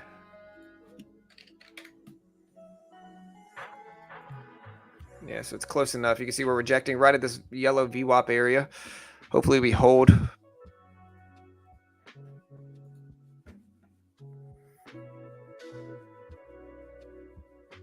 Does the market bounce, guys? Let me know.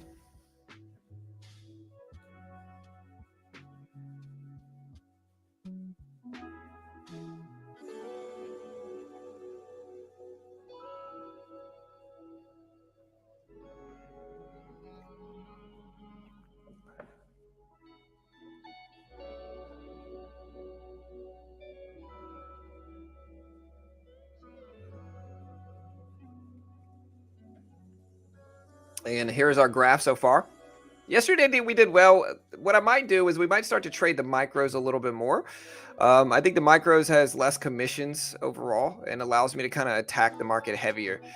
So yesterday we made about 193 or so in profit.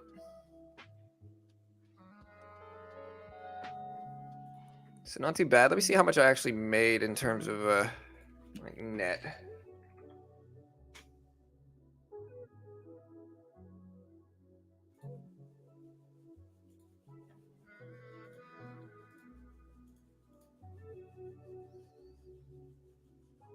Okay, so yeah, we made about 140, 150. So about $40 back in commissions, which is still fine. Considering that we trade like 40 plus times, I still think that's okay.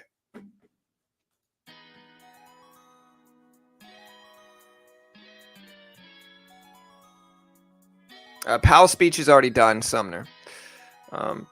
Powell's speech ended it ended at about 8:30, 8:45, and so it's now 9:20. So it ended about 40 minutes ago. So Powell's speech is done, already finished.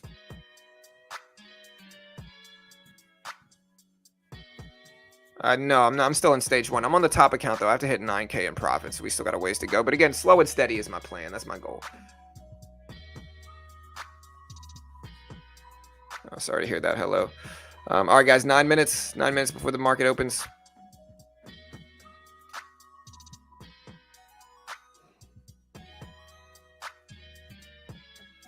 Do you guys want to see the BB earnings today? So we do have BB earnings. Do you guys want us to cover those? We could. And again, guys, thank you so much for all the subscribes here, man. It's just crazy how fast the channel is growing lately. We only need 300 subscribers to hit 87,000. Feels like we just hit 86 too. We are growing by thousands and thousands of subscribers a month, and we really appreciate you all. We truly do appreciate you guys. It's been a really fun, few months of growth, and yeah, we appreciate it, guys. So hit that subscribe button if you haven't. Market bouncing up. I'm tempted to short this right here, to be honest. So I am tempted to short it. I think I'm going to wait, but I am very tempted to short the market.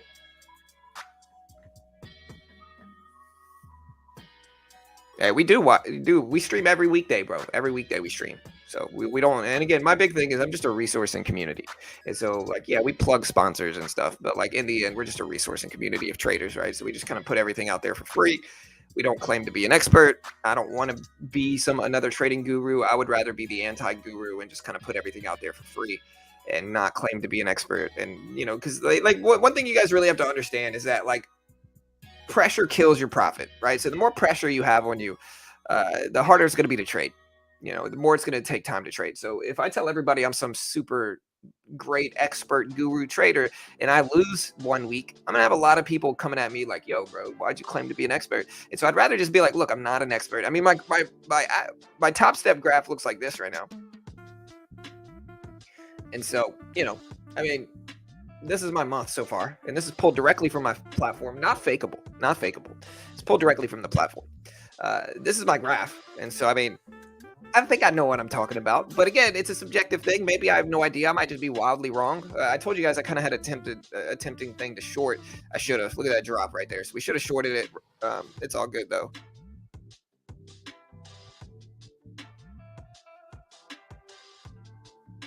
Yeah, hey, it's all good. Triple B.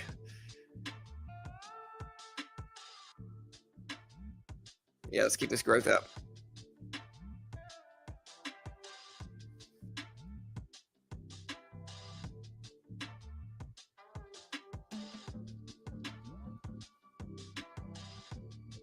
All right, guys, market open is in about 5 minutes. Team, 5 minutes. Green or red so far today, guys? If you've been trading today, green or red so far today, guys? We got about 5 minutes. Green or red? I'm going to run to the bathroom real quick.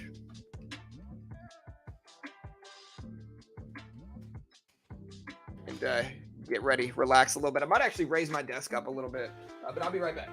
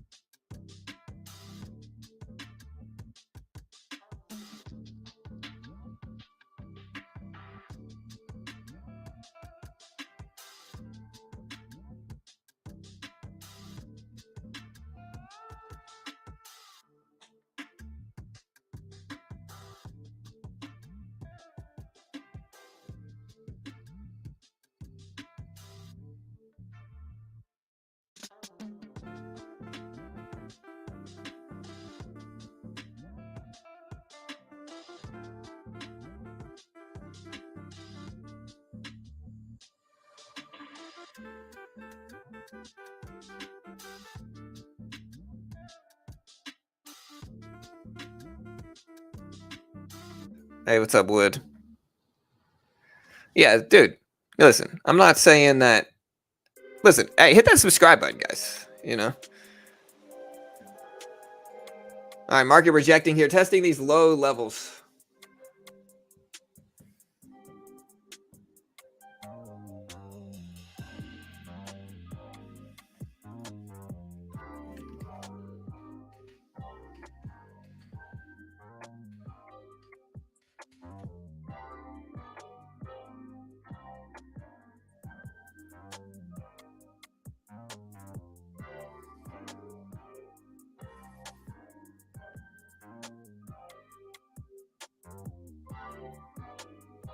Green or red today, guys? Do you think the market will end green or red today?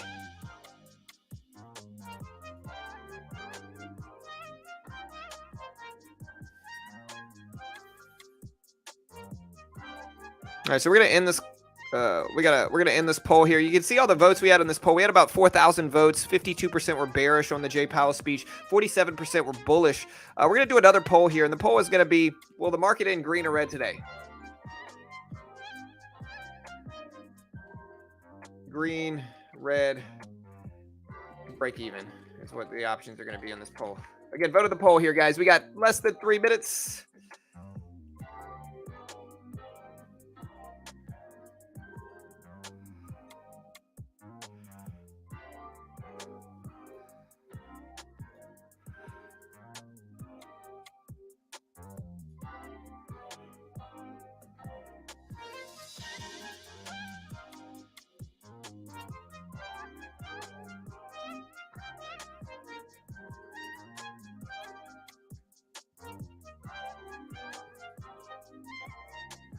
All right, guys, market bouncing up a little bit.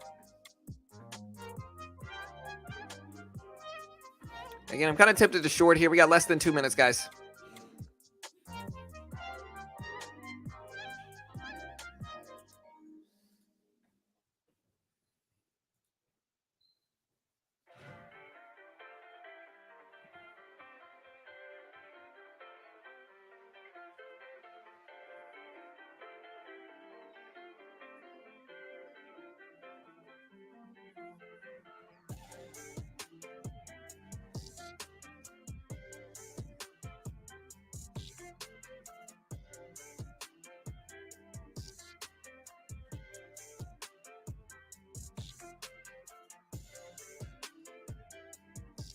All right, guys, market bouncing up again. Let's see if we reject less than a minute, guys, before the opening bell. Let's do this, guys. Really about 20 seconds left until the market opens here. So, again, let's see if we get some rebounds, some bounce backs in the market today. That's what we hope to see. We are going to be day trading the opening bell, as we always do, live right here. So, hey, let's do this. Market rejecting a little bit short term.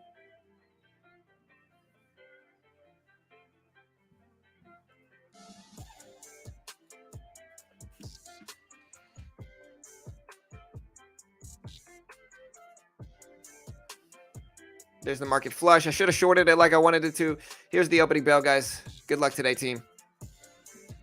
There's the opening bell. Market's open. Again, market's bouncing back a little bit short term. We'll see if we get some continuations here.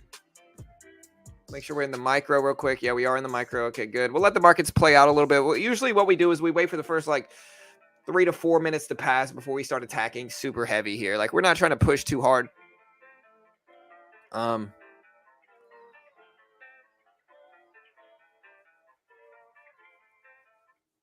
There's the market rejecting here. So again, we'll give it some time. We'll be patient. We'll wait.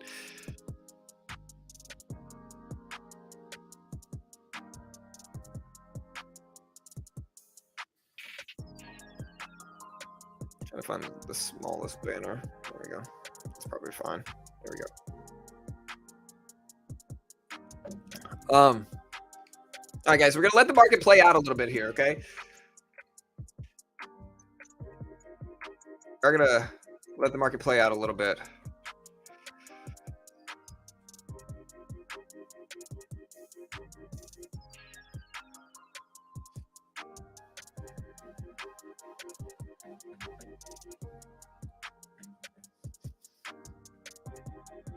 All right, so we're getting a bounce right here. Again, we'll give it time. We're going to let it play out. We're not going to force anything. One of the big tricks here is that, like, a lot of traders romanticize the open. The open is incredibly volatile and risky and just spontaneous is the best way to describe it. It's just random a lot of the time, right? So if you poke too hard, if you attack too heavy right now, a lot of the time it's just you're going to get random results, which is not good. You don't want random results. You want profitable results in the market. You don't want random results. And so in the end, we're going to give it 3 to 5 minutes. Let the market play out a little bit first before we start attacking super heavy. Yeah, wait for the noise to go away. Again, we got to wait and just be patient here.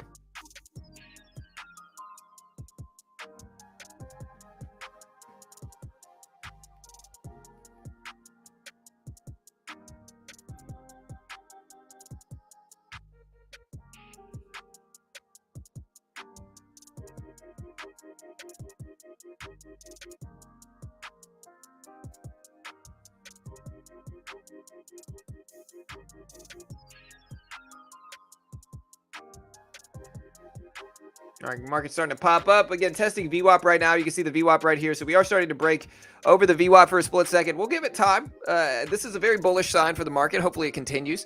But this is a great move for the market right now. We want to see a break over VWAP and hold the volume weighted average price.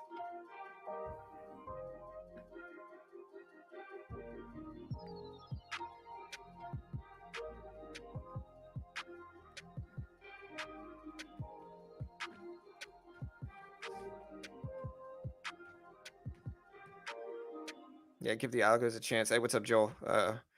Gordon Gecko. Hey, the GOAT. You know, the GOAT. All right, we're rejecting at VWAP here. Again, let's see. We'll give it some time. We're going to trade the micros right now. Give it some time, see if we hold over VWAP here. Ideally, honestly, what I'd really like for us to do is I'd like for us to pop up to like a little bit higher. I'd like to see us get to the top of this range right here first. and then pull back some, because trying to buy this dip right here is just too risky. There is a chance in these situations that we would just reject really hard right here and just dip back down below VWAP and start to maintain a downward trend. And so I don't mind us getting up to this level, and now we might buy a dip. Now we might buy a pullback to the VWAP here if we can. But very bullish response in the market, very bullish reaction in the market so far. SPY ripping up, Q ripping up, Tesla ripping up, Snap ripping up. So, you know, everything's kind of moving up here. Now we'll buy a small dip with micros first. Slowly kind of start to scale into a position. We got a new candle opening up right now. We're going to look for a pullback on this candle. All right, there's one dip. We're going to start to scale into this pullback now. We got one contract. We're going to slowly scale into two contracts here. See if we get a quick follow through bounce real quick.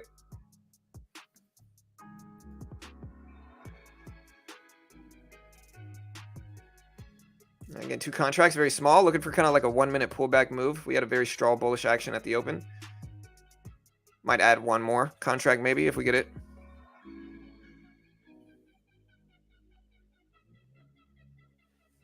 All right, there we go, getting a follow through rip. There we go, high break. We'll let it work. So we get another follow through. All right, we took half off. Gonna let the rest test these highs up here. Nice. All right, so made a little bit there, just a small little gain to start off the day. That's okay. Small little green trade. We told you guys exactly what we were going to do, and it worked out really well. We bought into that small little dip, and we ended up ripping up a little bit more. Could have gotten a little bit more from it, but that's all right. Again, we'll wait for the same thing, another small dip, and we'll attack this upward trend while it's here. We need a bounce. We need a pullback, though. We need a dip. We don't want to attack it here. There's too many green candles in a row right now, so we might just be a little bit too extended in that regard. And so again, I'm not going to attack it right now. We're just going to wait for a dip. Is what we want. We need a pullback, specifically down to like maybe right here or so, like this 37.15 level, and we might rip up. Again, it's just the risk of buying it here is a little bit too high. I'm not saying it's not going to happen, of course, which it is. Just in terms of like probabilities, though, you know, we're looking for the most favorable ones, and so right here, it's not a super high probability that we're going to continue to rip up. Some people might consider it short-term extended on the upside, and so in that regard, we're going to wait for pullbacks, look for a little bit back down to the mean or so, you know, if that makes sense. All right, so there's a pullback candle here. Again, we're going to start to add. There's one contract. We'll start to add to maybe 3 to 4 contracts if we get something favorable here, if we can. All right, we're buying the dip again. All right, we're in 2 contracts now, looking for a bounce.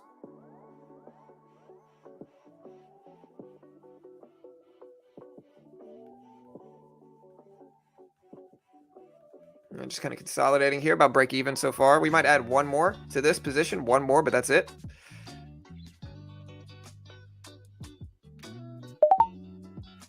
All right, we added one more. We have 3 contracts now. That's the last we're going to add to this one.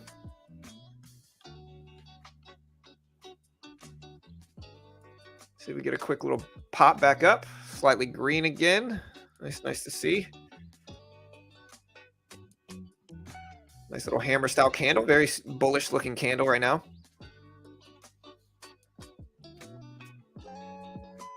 Looks good. We need a little bit more follow through though if we want.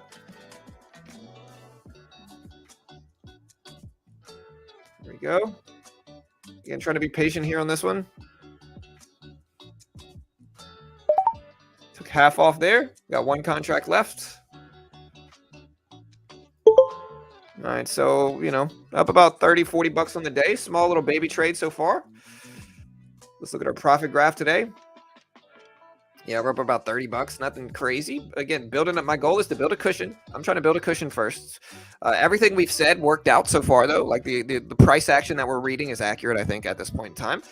And again, our job is to build up a cushion. You know, we missed out on some profit, I think. But our job is to build up a cushion.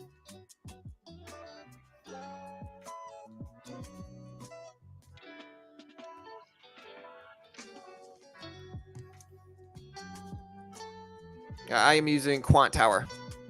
Yeah, it's not bad. I mean, listen, we are 7 minutes into the day, so 30 bucks in 7 minutes ain't bad. You know, we'll take it.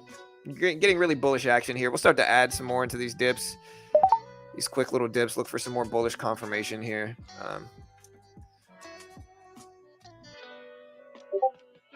Again, we got a little bit of a cushion, so we can take a larger sizing now on the micros. So we can pop over highs again. Start to add to maybe 4 contracts now in the micros if we can.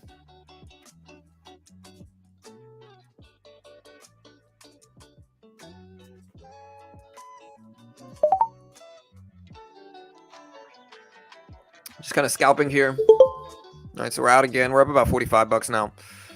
Again, small steady gains, halfway there to our cushion. Once we get up to you know, more than this, we'll start to add a little bit more to it. Yes, there's fees on Top Step, Raul. But listen, man, everything you said has been critical so far. Like I said, I'm going to give you a warning. If you say more critical things, we're just going to ban you, brother. You know, there's no reason to just kind of hate, you know. So just a warning, you know. There are fees. But again, you can see my net profit here. Again, just to give you some perspective. There are fees. But again, I mean, like I said, numbers don't lie, man. Numbers don't lie. Okay, this is me this month, right? And on this account, I am up 1,300 plus. Net profit, like fully net, everything, commissions taken out, right? So we made about $1,600. So there's about $300 in commission out of $1,700, you know? So it's really not that bad in terms of commissions on the platform.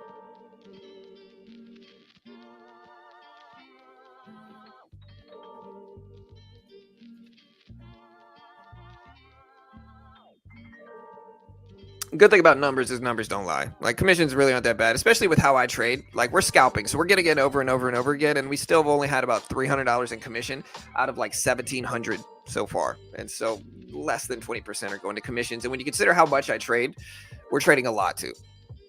Home sales are already out, Michael. If you want to see the home sales, they are right here, brother.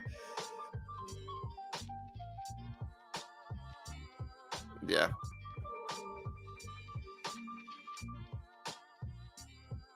All right, so SPY up to 370 or so, 370. Again, too extended up here to buy the dip. We're not going to buy this dip. You see all this green action? It's just a little bit too extended. A little bit too extended.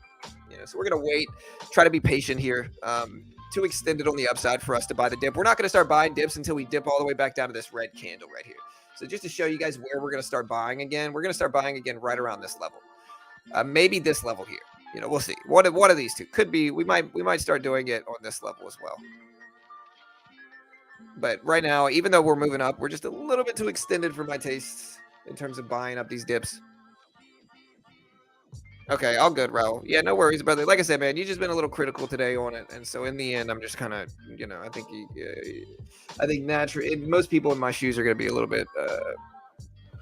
We're going to watch you a little bit closer now, you know, and it's all good, brother. I know you've been here for a while and you're supportive, and so it's all good. Just like I said, it's all good if you don't like Top Step. Just no need to keep saying it. You know what I mean? But aside from that, it's all love, brother. It's all good, man. All right, so we're going to see if we can start buying these dips.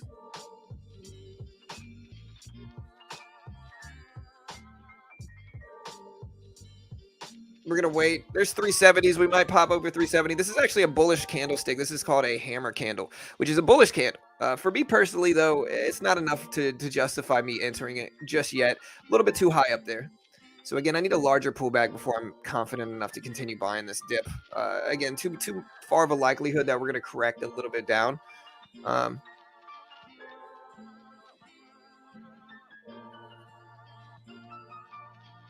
The moving average is the VWAP. This is the volume weighted average price right here.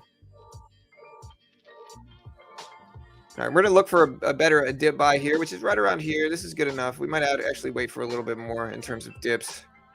Might miss out on a bounce, but that's okay. I think we have to be A+ setups at this point in time.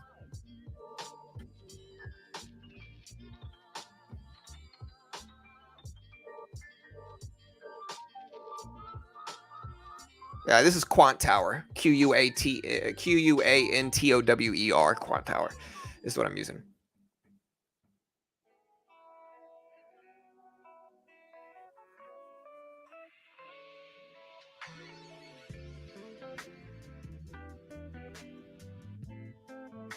All right, starting to dip a little bit more.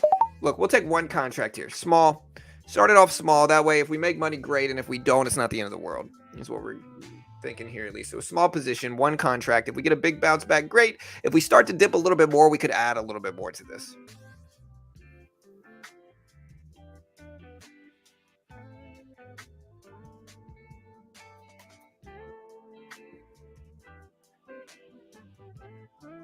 All right, so we might start to add a little bit more to this now. There's the big pullback. All right, we're in 2 contracts now. We might add 1 more contract to this. All right, there's 3 contracts. That'll probably be max.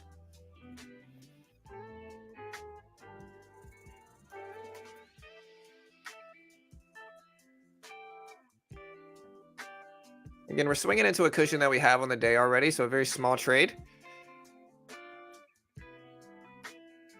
See if we get a big down wick bounce back up or something of the sort is what we're looking for, really.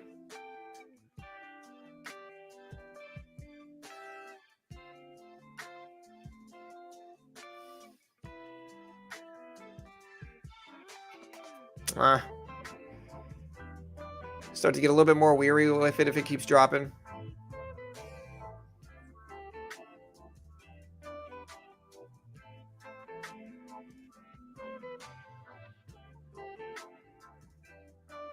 See if we get a pop back up to 370s is what we want. We do have a hammer candle now, so we might actually think about adding 1 more lot here. All right, so that's the last. We added 1 more contract since we have this hammer candle, which is a bullish candlestick. And there we go. We're starting to bounce back a little bit, almost break even again now.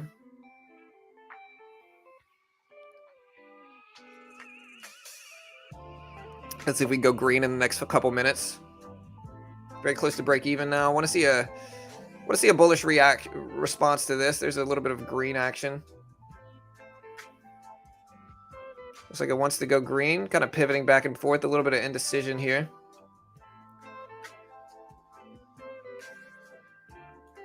Getting right back down here. We're going to get ready to cut this if it doesn't hold.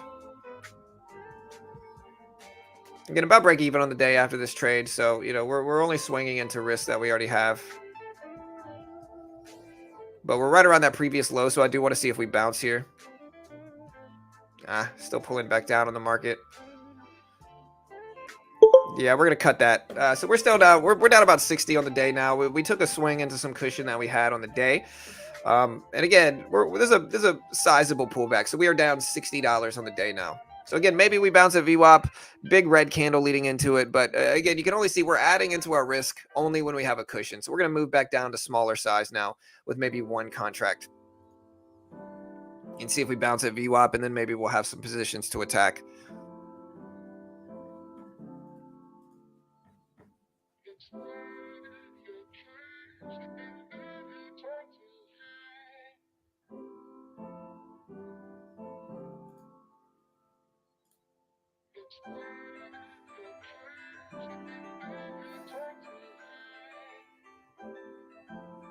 Yeah, I'm trading the E-mini, the micro E-mini.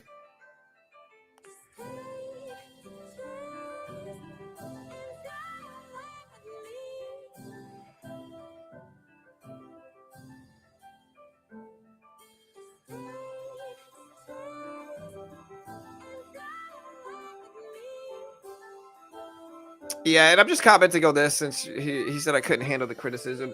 It's not that. Raul's been here for months and months. And so I'm taking a little bit extra caution, and I try to work things out with people that have been here a while. You know, I don't want to just go banning people that have been here for a super long time. So, you know, that's kind of what it is. No, I still trade stocks.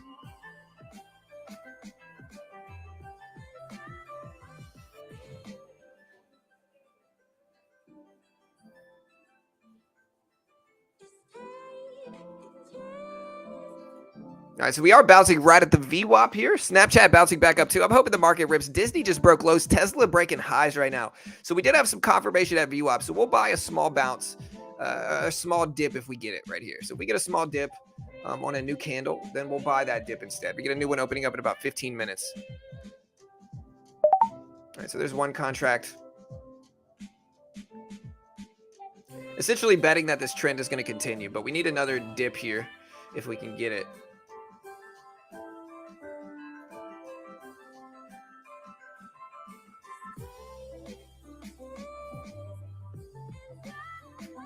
So we're getting that pop and bounce, small little rip up here. And so again, we might sit on this trade and actually add to it if it starts to work in our favor. So if we get another pullback here, we're up about 15, 16 bucks. We might use this as an opportunity to take some larger sizing now. since we already have a cushion on this trade, right? So we wait for a pullback here and then add some size into that pullback. So take some added risk into it, if that makes sense, right?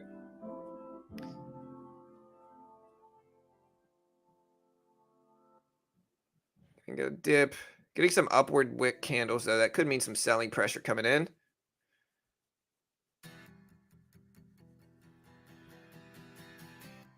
Big up wick. And now we're getting a big dip. We're going to add to this now that we have some cushion. 2 contracts now. And use this as an addition time to trade. But we're not going to hold it that long.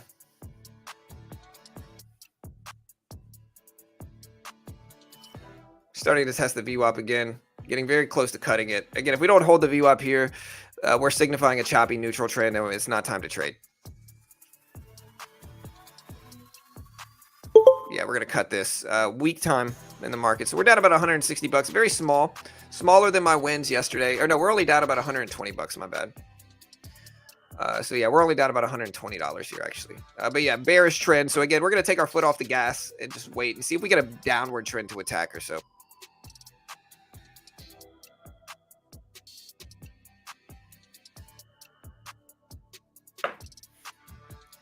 Yeah, we're not down too much. Again, we made more than this yesterday. And so again, we're going to wait for a downward trend and attack that if it sets us up well enough for it. But we're trying to be patient and just chill for now and see if we get it. Again, a big part of trading is just taking time and being risk adverse. And so when it's not a super favorable part of the day, we're just not going to push too heavily.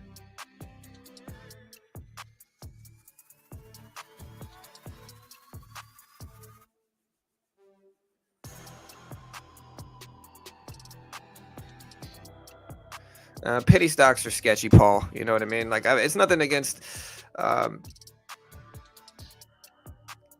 it's nothing against penny stocks individually. It's just that a large majority of them fail, and in terms of probabilities, there's just not the right move to get in. If you're investing in penny stocks, you're probably losing money, and that's opposed to investing in large caps, where most large cap investors make money. Most penny stock investors lose money, and so penny stocks are kind of a sucker's bet in terms of investing, where a lot of new retail traders get wrapped up in them.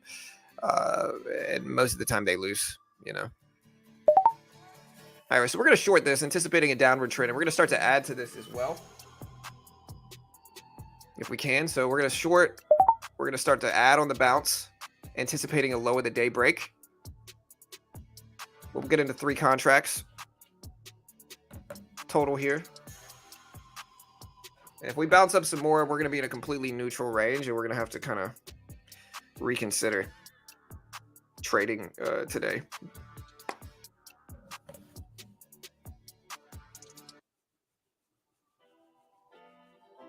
We get a down wick or an up wick, we'll short a little bit. We'll short the next contract. We only have 2 contracts now. I don't want to push too heavily.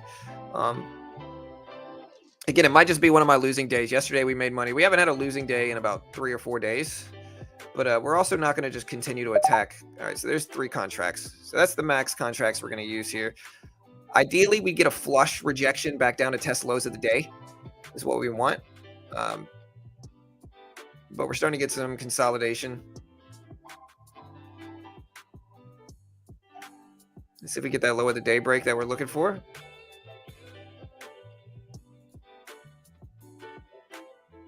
Oh, wait, this is short, so I'm going to have to buy it back so I don't add double the size. Okay.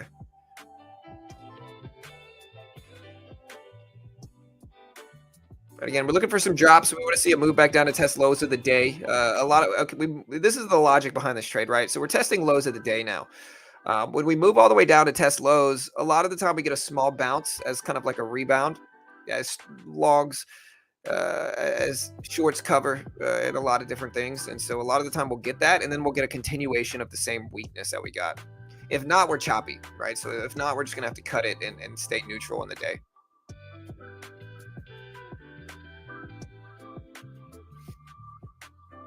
We're trying to be patient here, but if we get back up to the VWAP, it's the market essentially saying, hey, look, we're sideways, and it's just not the time to trade,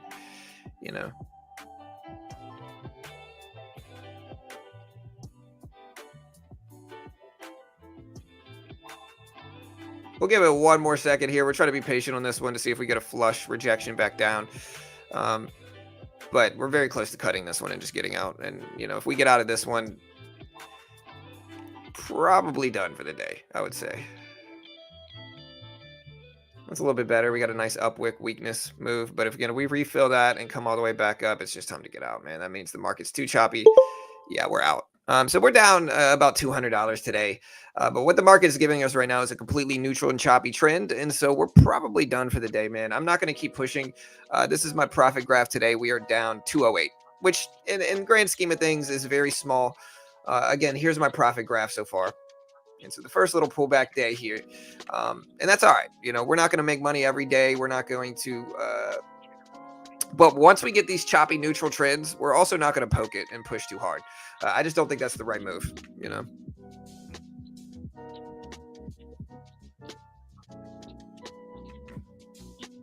And so again, let me know what you guys think.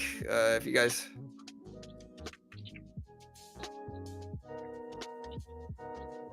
think I should keep trading, let me know, but I'm probably not. We're probably just going to kick back. And aside from that, now that I'm probably done day trading, I hope the market rebounds. I really, truly hope the market rebounds now. In the end, if the market rebounds, then, you know, my swing trading positions are going to be doing well. So I hope it does. But right now, we're just getting a confirmation in a neutral sideways trend. Yeah, and again, this is where a lot of traders get into trouble here. We'll stick around and keep kind of watching the market for the next couple minutes. But this is where a lot of traders get into trouble, right? So a lot of traders, they can take these funded account programs and they can make money. But when it comes time to do what I'm doing now, they can't. They can't take a step back. They just have to trade. They get really frustrated and then in their head about it. And they just keep push. That's not what I'm trying to do, man. Listen, I'm perfectly okay and content with just saying, hey, look, you know, that's it for the day. You know, again, we're getting a neutral choppy trend like this. It's just not a favorable trend to attack. You know, here's the thing, right? Even if we reject and come back down here and reject off the VWAP for like a VWAP rejection, days when the market opens up like this and trends in a sideways nature where we're going up, like if we zoom out of this trend, let's show you guys here. So let's look at a 10-day chart, for instance, right? Days when the market opens up like this, where we can literally draw like a sideways range, and when you have the VWAP chopping straight through the market. Like here's the VWAP, here's the lows. Let's see if we can draw the low of the day, right? So here's the lows. Days when the market is just completely neutral, where we have a perfect rectangle, even if we start breaking down in one specific direction, that's usually when I'm just kind of like, hey, look, that's it. You know, like I'm not going to push too heavy. If it's a sideways rectangular market, it is not a favorable day for me. And when it's not a favorable day, pushing it, some days are just not meant to trade. And again, what gets a lot of traders, right? Day trading is very simple. It's attacking trends. I'm not going to say day trading is simple. Let me rephrase. The concept behind where you day trade, where you buy and sell in day trading is very simple. You're just attacking trends. You're attacking trends in the market, right? Whenever the trend is neutral, there's no edge to be found. You know, Disney breaking up over 99, you know, there's just no edge to be found here. Like maybe you can find some trades to get into today where you can make money. But again, what happens is that traders keep pushing and they keep pushing and they keep trying to trade and they keep trying to trade. And then they just end up losing money and just kind of giving money back to the market where they didn't have to. You know, they could have just taken a step back. It kind of starts these snowball effects where, you know, a trader loses money and then they lose a little bit more and then they lose a little bit more. And then before you know it, they're just kind of like, well, I'm down so much on the day, I might as well just swing for the fences, right? I'm sure that happens a ton. I'm sure that happens a ton, and I'm sure if you guys have traded long enough, you guys have experienced that. And so again, I think when you're conditioning yourself in trading, it's all about conditioning through repetition, right? So your job in trading is to condition yourself through repetition to make the right decisions in trading, to make the right decisions.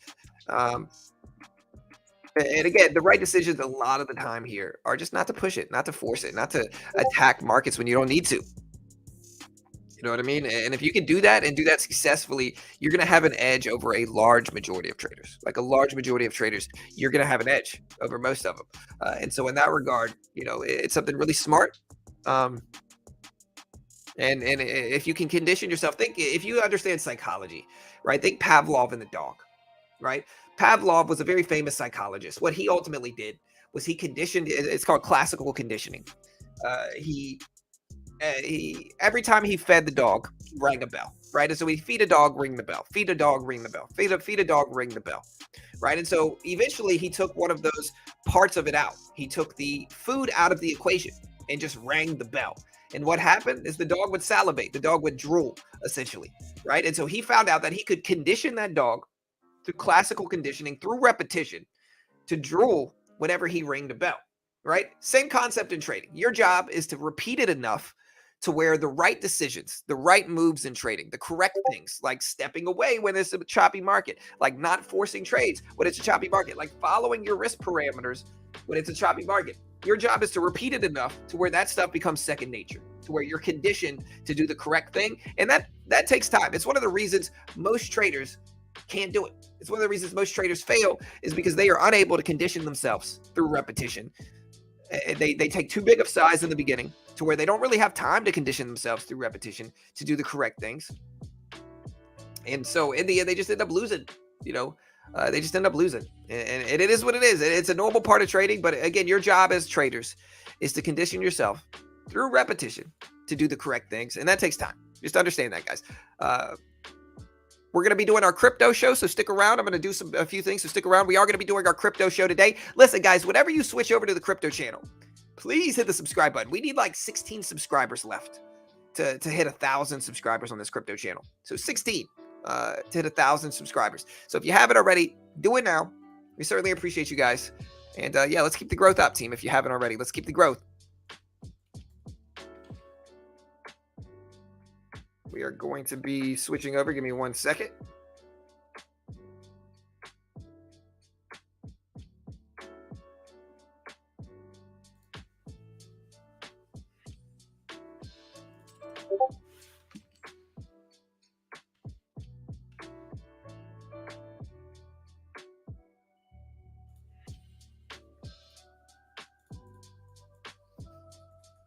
All right, guys, market breaking lows, looking weak. Again, still choppy trend. And so, while we could have kept pushing it, I don't think it was the right move to.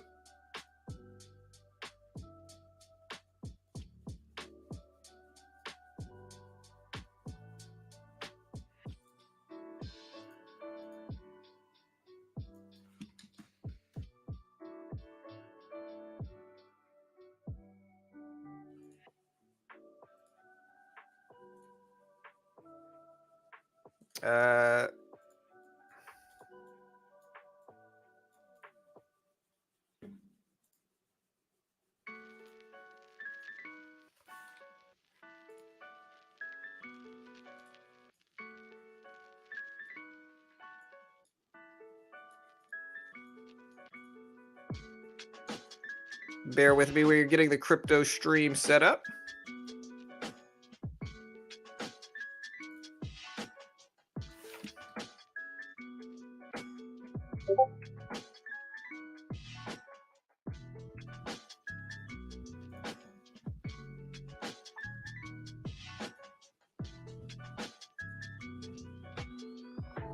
All right, market breaking down here, team. Hopefully we get some good action.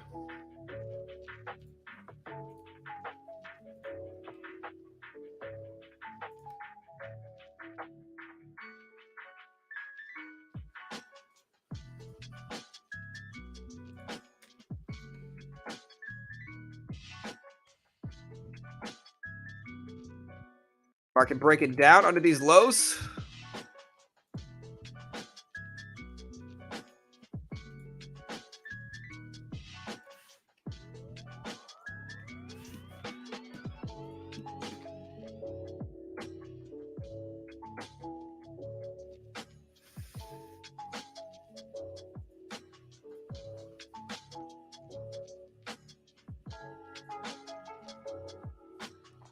Remember, guys, we only need 13 subscribers on the crypto channel. We're going to transfer you guys all over right now.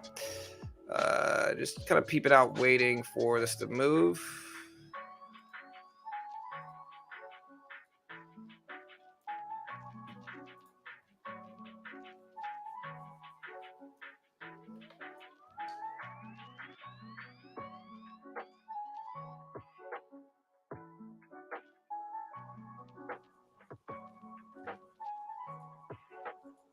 Let me make sure. We got, all right, guys, we're about to start our crypto stream.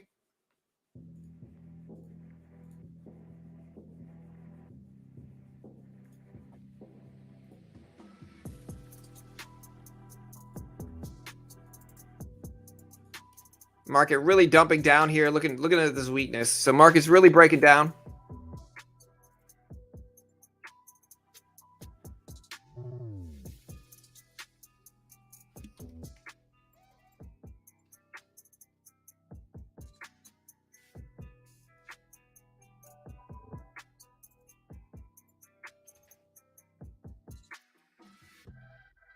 All right, guys.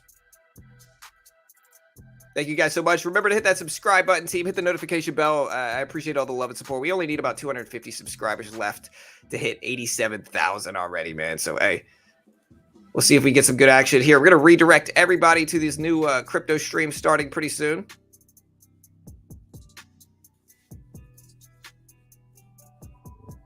And, yeah, we're going to start that stream right now, guys. We'll see you guys over there. Good luck.